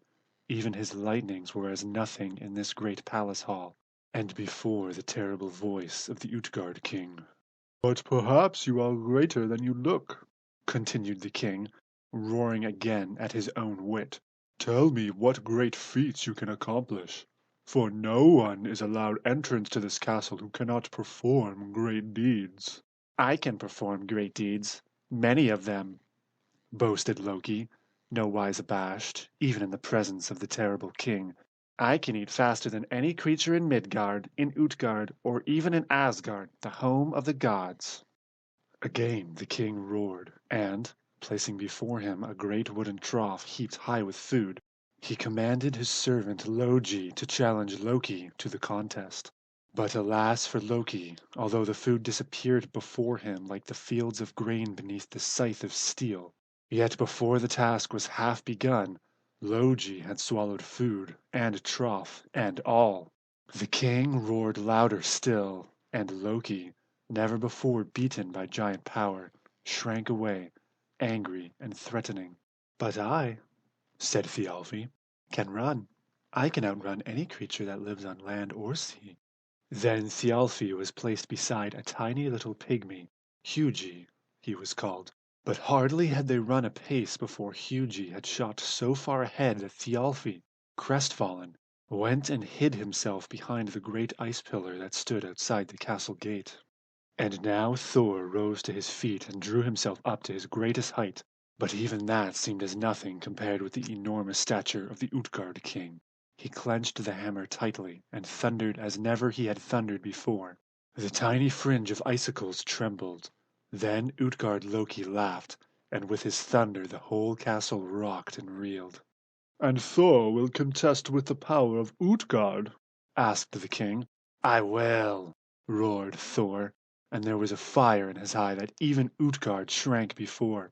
But Utgard only roared in turn and brought to Thor a great horn, filled to its brim with sparkling water.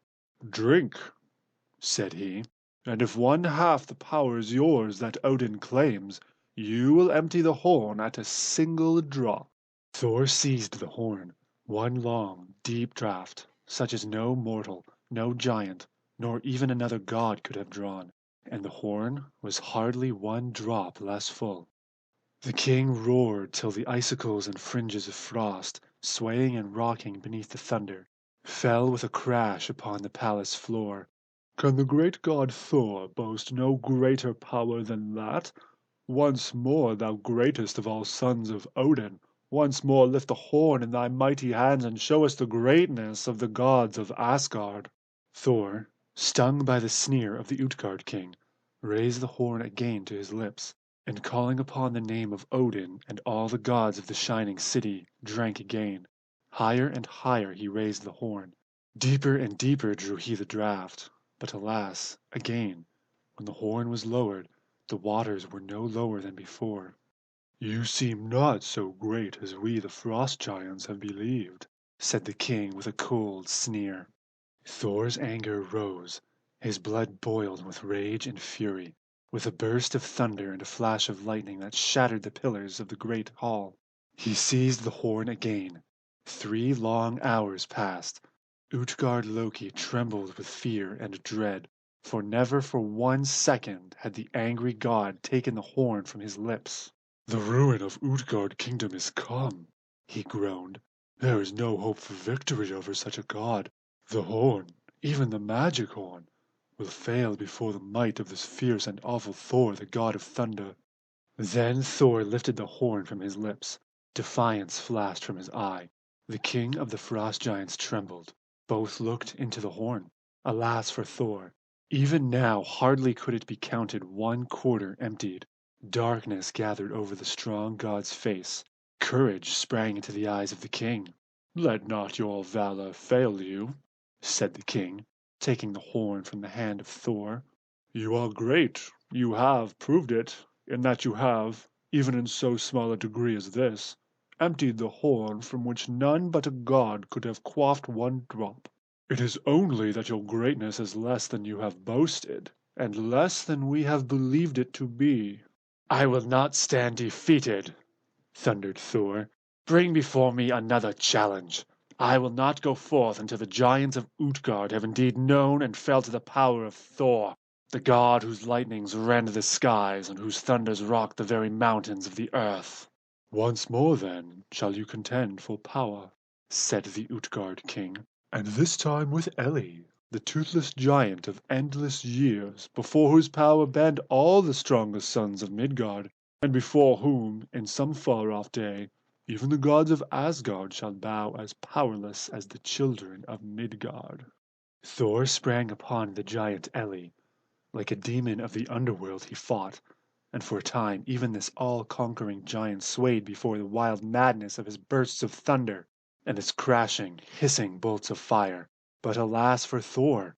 Even his godlike strength was doomed to fail him. He trembled, his sight vanished, a strange chill settled over him, and he sank, conquered, before the power of the giant Elli. And now the night had fallen upon the land. The light had faded from the mountain tops, and the chill of night was in the frosty air. Exhausted, the great god wrapped himself about and sank into heavy sleep, and his dreams were of great battles, of terrible foes, and of the last great day which, sometime in the ages to come, should fall upon the city of the gods, and in which even the power of Odin should fail, and the light go out from all the earth. All night long these dreams haunted the great heart of Thor, and in the morning the people in Midgard said, "It was a strange night. Through all the hours of darkness the thunders rolled in the distance, and the pale lightnings flashed among the mountain peaks beyond the seas."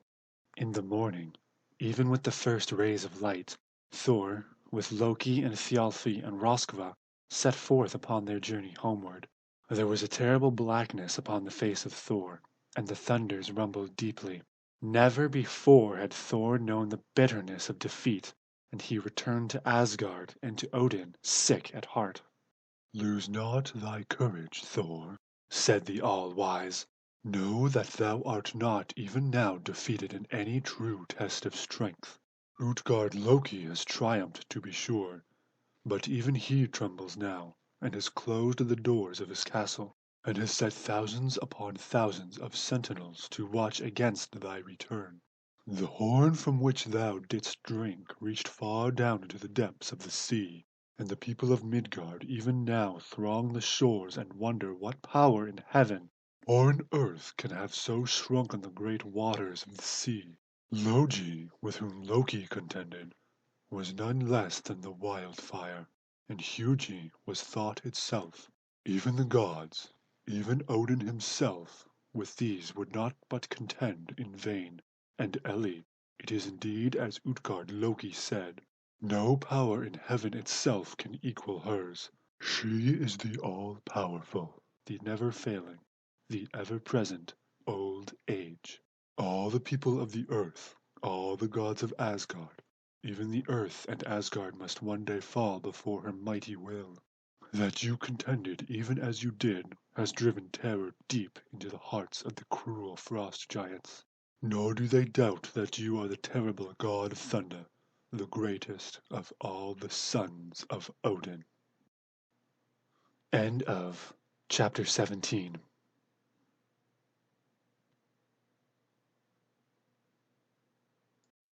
Chapter 18 of Legends of Norseland by Mara L. Pratt Chadwick. Thor and the Midgard Serpent. With these words of Odin, Thor's courage rose. "Bring me my hammer," he called to Sif, "and again I will go forth into the realm of the frost giants." The great Odin smiled. "Fear not, my son. Remember there can be no defeat to Thor, the son of Odin, whose mighty hand holds firm the terrible hammer forged by the dwarfs of the underworld." Then Thor sprang into his chariot.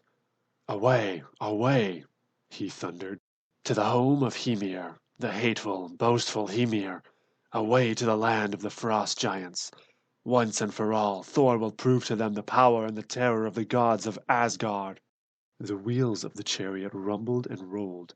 From their spokes the lightning flashed. With the speed of thought itself, it hissed and whistled through the air. The clouds, scattering, raised a mighty wind. In Midgard the leaves ran like fire before the gale. The trees rocked. And ever and anon the moaning wind rose and fell like the voice of a mighty tempest. "It is the Valkyries," the people of Midgard said. "Always does the wind rise. Always do the clouds hurry across the skies when the Valkyries set forth to battle. Somewhere there is war in our fair earth. Somewhere heroes are falling on the bloody battlefield." For, in all this time, there had come to be many people in Midgard. The children of Ask and Embla had become men and women, had grown old, and their children too had become men and women. And there were wars in the land. Warriors in the east fought those in the west. Those in the north fought those in the south. But the warriors were brave men, and over every battle Odin watched, grinding the spears, now shielding and protecting, now forcing the warriors into the very hottest of the battle. And when the battle was over and all was quiet, when the great sun had sunk behind the hills of Jotunheim, and the soft moon shone down upon the battlefield, then Odin would call to the Valkyries and bid them go down into Midgard, and bring with them to Valhalla all who had fallen bravely fighting. For this was the hero's reward. With this hope he entered battle. With this hope he fought. With this hope he turned his dying eyes toward Mount Ida and thanked the All-Father that now he, too, might enter into the joys of Asgard and know the glory of immortal life in the golden halls of Valhalla. And now the winds had died away, the clouds were at rest, there was a peace over Midgard, for the chariots had reached the home of the frost giant, and Thor had entered the great rock-bound castle of the giant Hymir. "Let us go out upon the sea to fish," said Thor to the dread giant, with whom he longed to measure power. Seizing the oars, Thor himself rowed the great boat out into the sea. "Give me the oars," bellowed Hymir. "You have already rowed a long way and must be wearied." "I wearied!" thundered Thor. "Indeed I have not rowed one half the distance. I shall row even into the realm of the Midgard Serpent, whose length lies coiled around Midgard, and whose home is deep down beneath the raging waters. There only shall we find fish worthy of the bait of a god." Hymir trembled. He feared the Midgard Serpent, whose great coils so lashed the waters of the ocean that they rose, white with foam, even to the very mountain tops. "The fishing just here has never failed. There is no need to row farther into the ocean," said Hymir, hoping to dissuade the god from rowing farther from the shores of Jotunheim. "But I must fish in mid-ocean and in the deepest of the waters," was Thor's reply. For hours and hours they rowed. The mountain tops grew dimmer and dimmer in the blue distance. No land could be seen. The waters sparkled and shone on every side as far as the eye could reach. "We will make this our fishing place," said Thor, at last, throwing down his oars and preparing the great cable that should serve him for a line. This he gave into the hands of the trembling giant, and prepared for himself another. The hours passed, but no fish had been drawn into the boat. "Had you listened to me," thundered Hymir, "our boat might long before this have been filled with the fish I have never failed to catch in waters nearer the shores of the land of the frost giants." "Do you think a god would be content with less than the greatest fish in all the sea?" thundered Thor. "Do you not know I shall bring to this boat's edge the terrible Midgard serpent itself?" And even as he spoke he gathered in his line and dashed upon the boat floor a whale of such enormous size that even the giant looked with amazement upon so terrible a display of the fisherman's strength and power.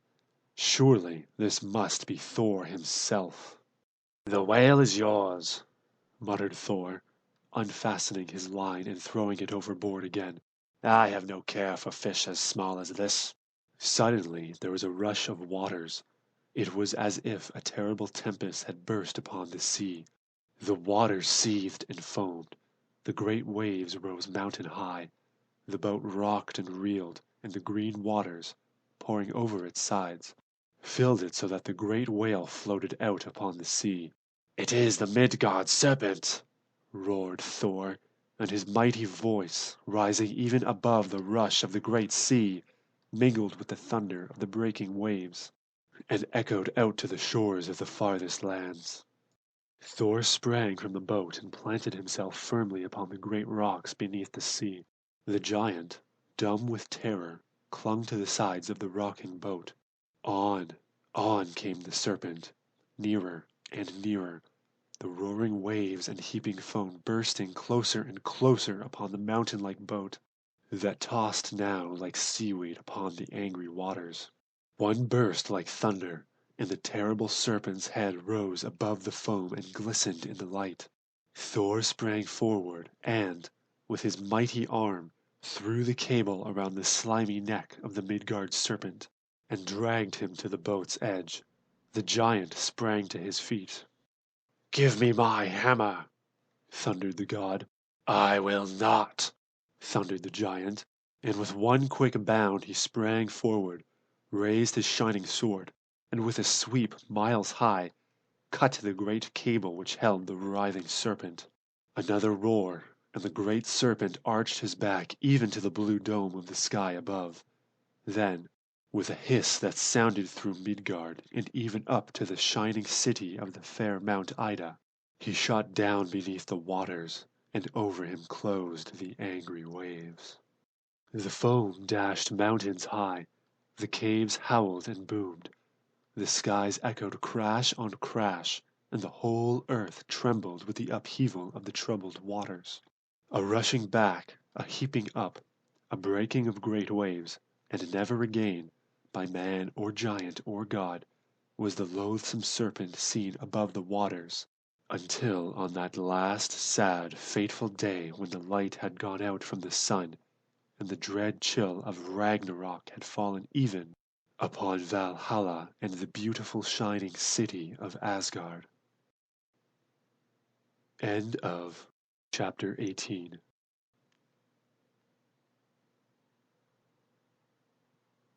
Chapter 19 of Legends of Norseland by Mara L. Pratt Chadwick.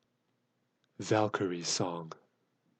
The Sea King looked over the brooding wave, he turned to the dusky shore, and there seemed through the arch of a tide-worn cave a gleam as of snow to pour, and forth in watery light moved phantoms dimly white, which the garb of woman bore.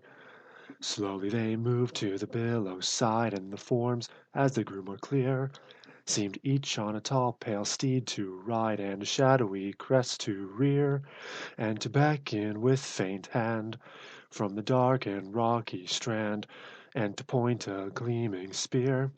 Then a stillness on his spirit fell before the unearthly train, for he knew Valhalla's daughters well, the choosers of the slain.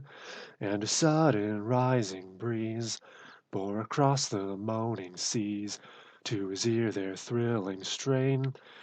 Ragnir, tell thy fair-haired bride she must slumber at thy side. Tell the brother of thy breast, even for him thy grave hath rest. Tell the raven steed which bore thee when the wild wolf fled before thee, he too with his lord must fall. There is room in Odin's hall. There was arming heard on land and wave when afar the sunlight spread, and the phantom forms of the tide-worn cave with the mists of morning fled. But at eve the kingly hand of the battle-axe and brand lay cold on a pile of dead. End of chapter 19.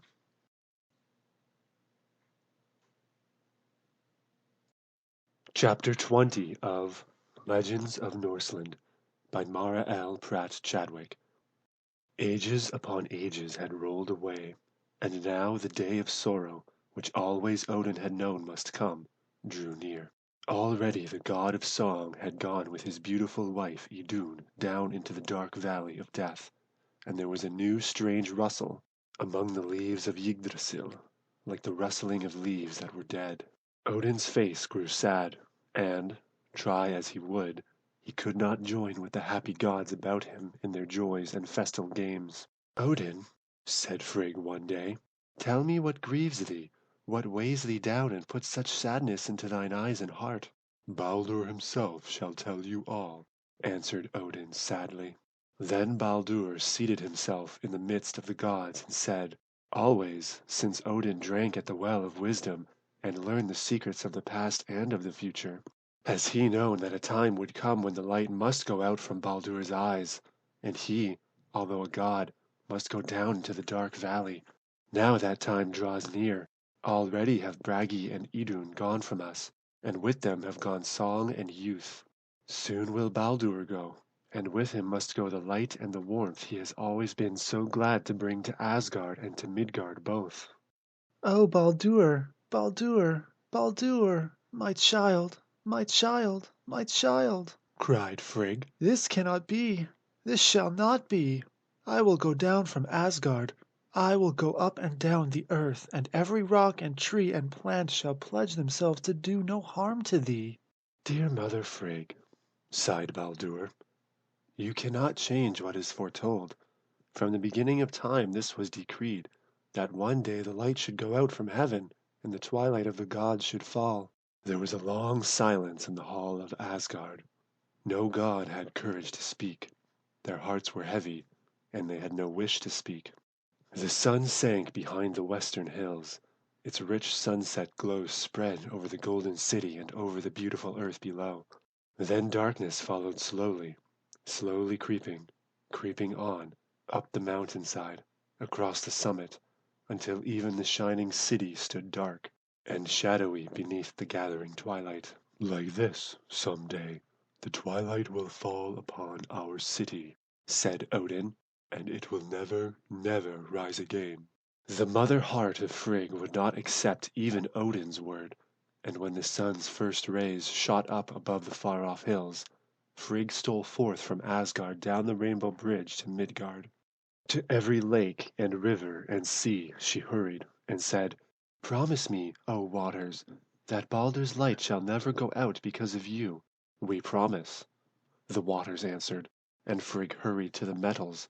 "Promise me, O metals, that Baldur's light shall never go out because of you." "We promise," answered the metals, and Frigg hurried on to the minerals. "Promise me, O minerals," she said, "that Baldur's light shall never go out because of you."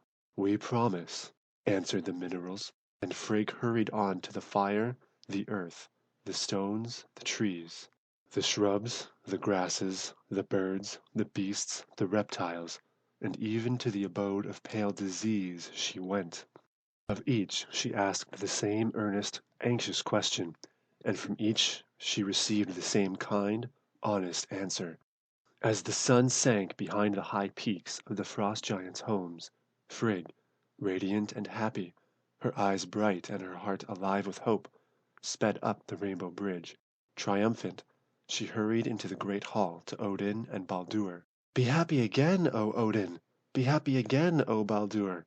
There is no danger, no sorrow to come to us from anything in the earth or under the earth, for every tree has promised me, and every rock and every meadow, every animal and every bird, even the waters and the fire have promised that never harm through them shall come to Baldur." But alas, for poor Frigg, one little weed, a wee little weed, hidden beneath a rock, she had overlooked. Loki, who had followed closely upon her in all her wanderings through the day, had not failed to notice this oversight of Frigg's. His wicked face shone with glee, his eyes gleamed, and as the radiant Frigg sped up the Rainbow Bridge, he hurried away to his home among the Frost Giants, to tell them of the little weed which, by and by, should work such harm to Baldur in shutting out his life and light from Asgard and the earth. The ages rolled on. Everyone in Asgard, save Odin, had long ago thrown off the shadow of fear. "No harm can come to Baldur," they would say, and all save Odin believed it. But a day came when Odin, looking down into the home of the dead, saw there the spirits moving about, hastening hither and thither. "Something is happening there in the Pale Valley," said Odin. "They are preparing for the coming of another shade, and it must be some great one who is to come. See how great the preparation is they make." "We prepare for the coming of Baldur," answered the shades as Odin came upon them, busy in their work. "We prepare a throne for Baldur. We prepare a throne for Baldur." "For Baldur?" asked Odin, his heart sinking. "For Baldur," chanted the shades. "For Baldur! Baldur cometh! Baldur cometh!" And Odin, his godlike heart faint and sick at the thought, turned away and went slowly up the Rainbow Bridge. There, in the great garden of the gods, he found Thor and Baldur and their brother Hoder playing at tests of strength. Behind Hoder, invisible, stood Loki. In his hand he held a spear. "Shame on you, Hoder," whispered Loki, "that you, the strong and mighty Hoder, cannot overcome Baldur in a test of strength. Baldur may be beautiful and sunny, and he is a great joy to the world, that we know. But what is he compared with Hodur for strength?" "But the spears will not touch him. See how they glance away. Indeed it is true. Light cannot be pierced," answered Hoder, good-naturedly. "Take this spear," said Loki, quietly. "It is less clumsy than those you throw." Hoder took it, never thinking of any harm. Alas for Baldur and Asgard and all the happy smiling earth!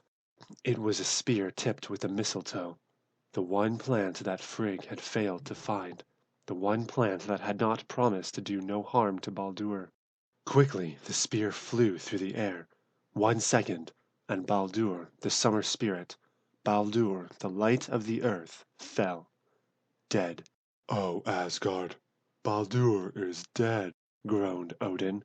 "Oh, Asgard, Asgard, Baldur is dead."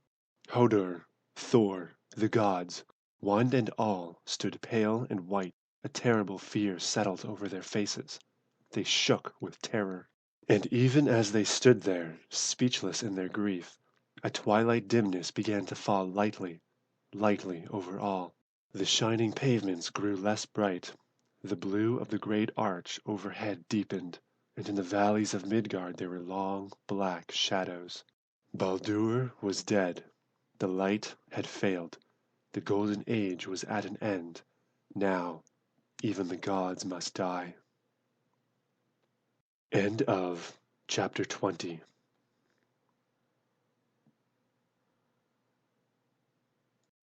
Chapter 21 of Legends of Norseland by Mara L. Pratt Chadwick. The Punishment of Loki.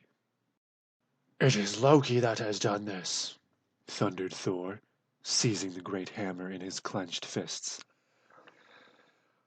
"Nor will the gods of Asgard forgive this crime. No promise of his, no begging, no pleading shall save him from the punishment that belongs to him.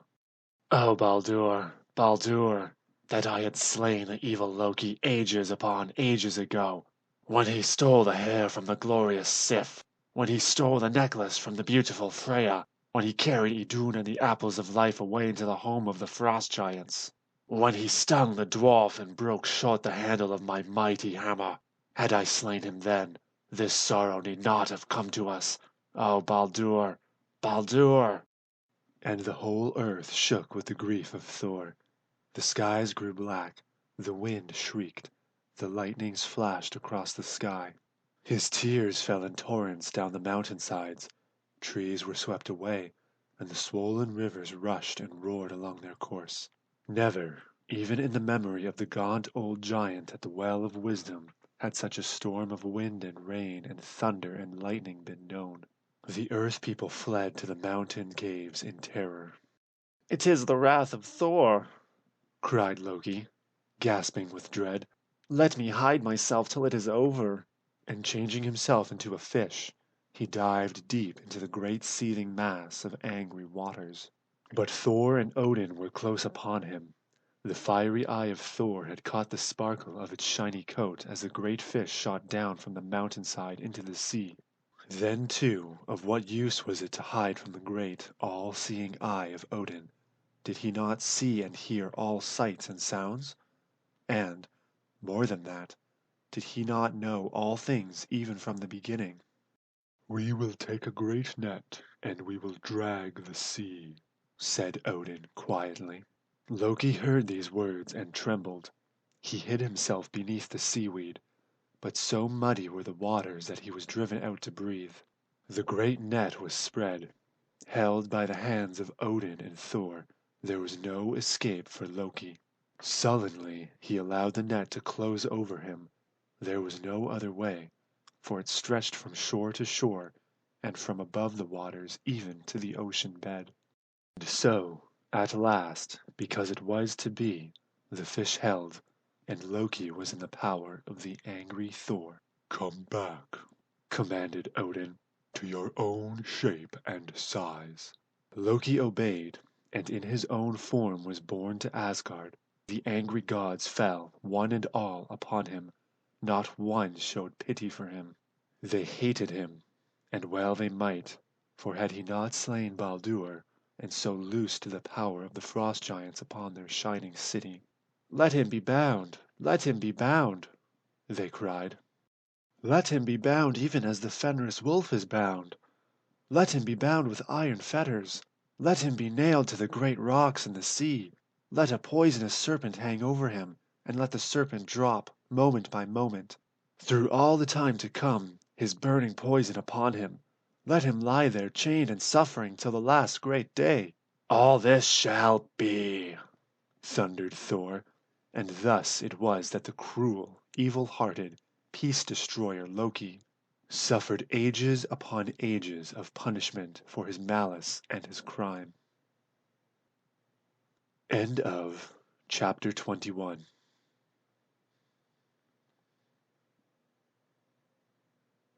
Chapter 22 of Legends of Norseland by Mara L. Pratt Chadwick. The darkness that fell on Asgard.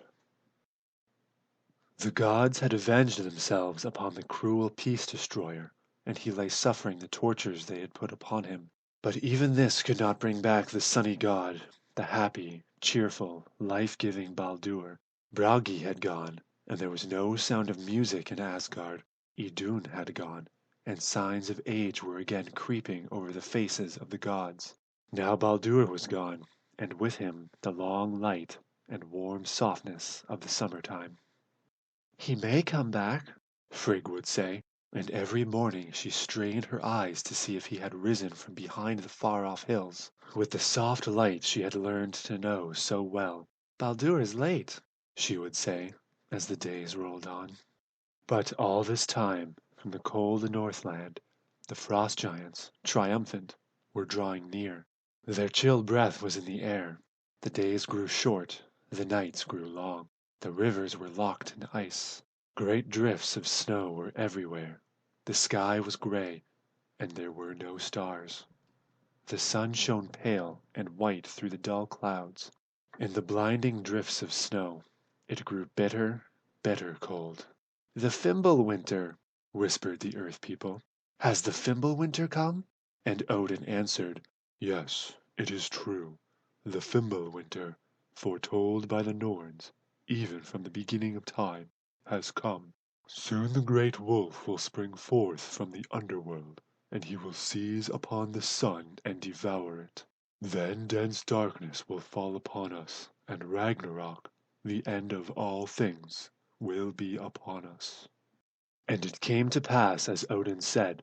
One day there was heard a mighty rumbling. This time it was not the thunder from the mighty hammer of the great Thor. His hands were frozen, nor had he heart to try to wield his hammer. The thunder and rumble came this time from within the earth. The great earth trembled and shook. Great gaping mouths opened and swallowed up the children. The mountains crumbled and fell. The great serpent lashed the seas. The great rocks rocked and swayed and tore themselves apart. Loki and the Fenris wolf, freed from their fetters, sprang forth, burning with hate and wild for vengeance.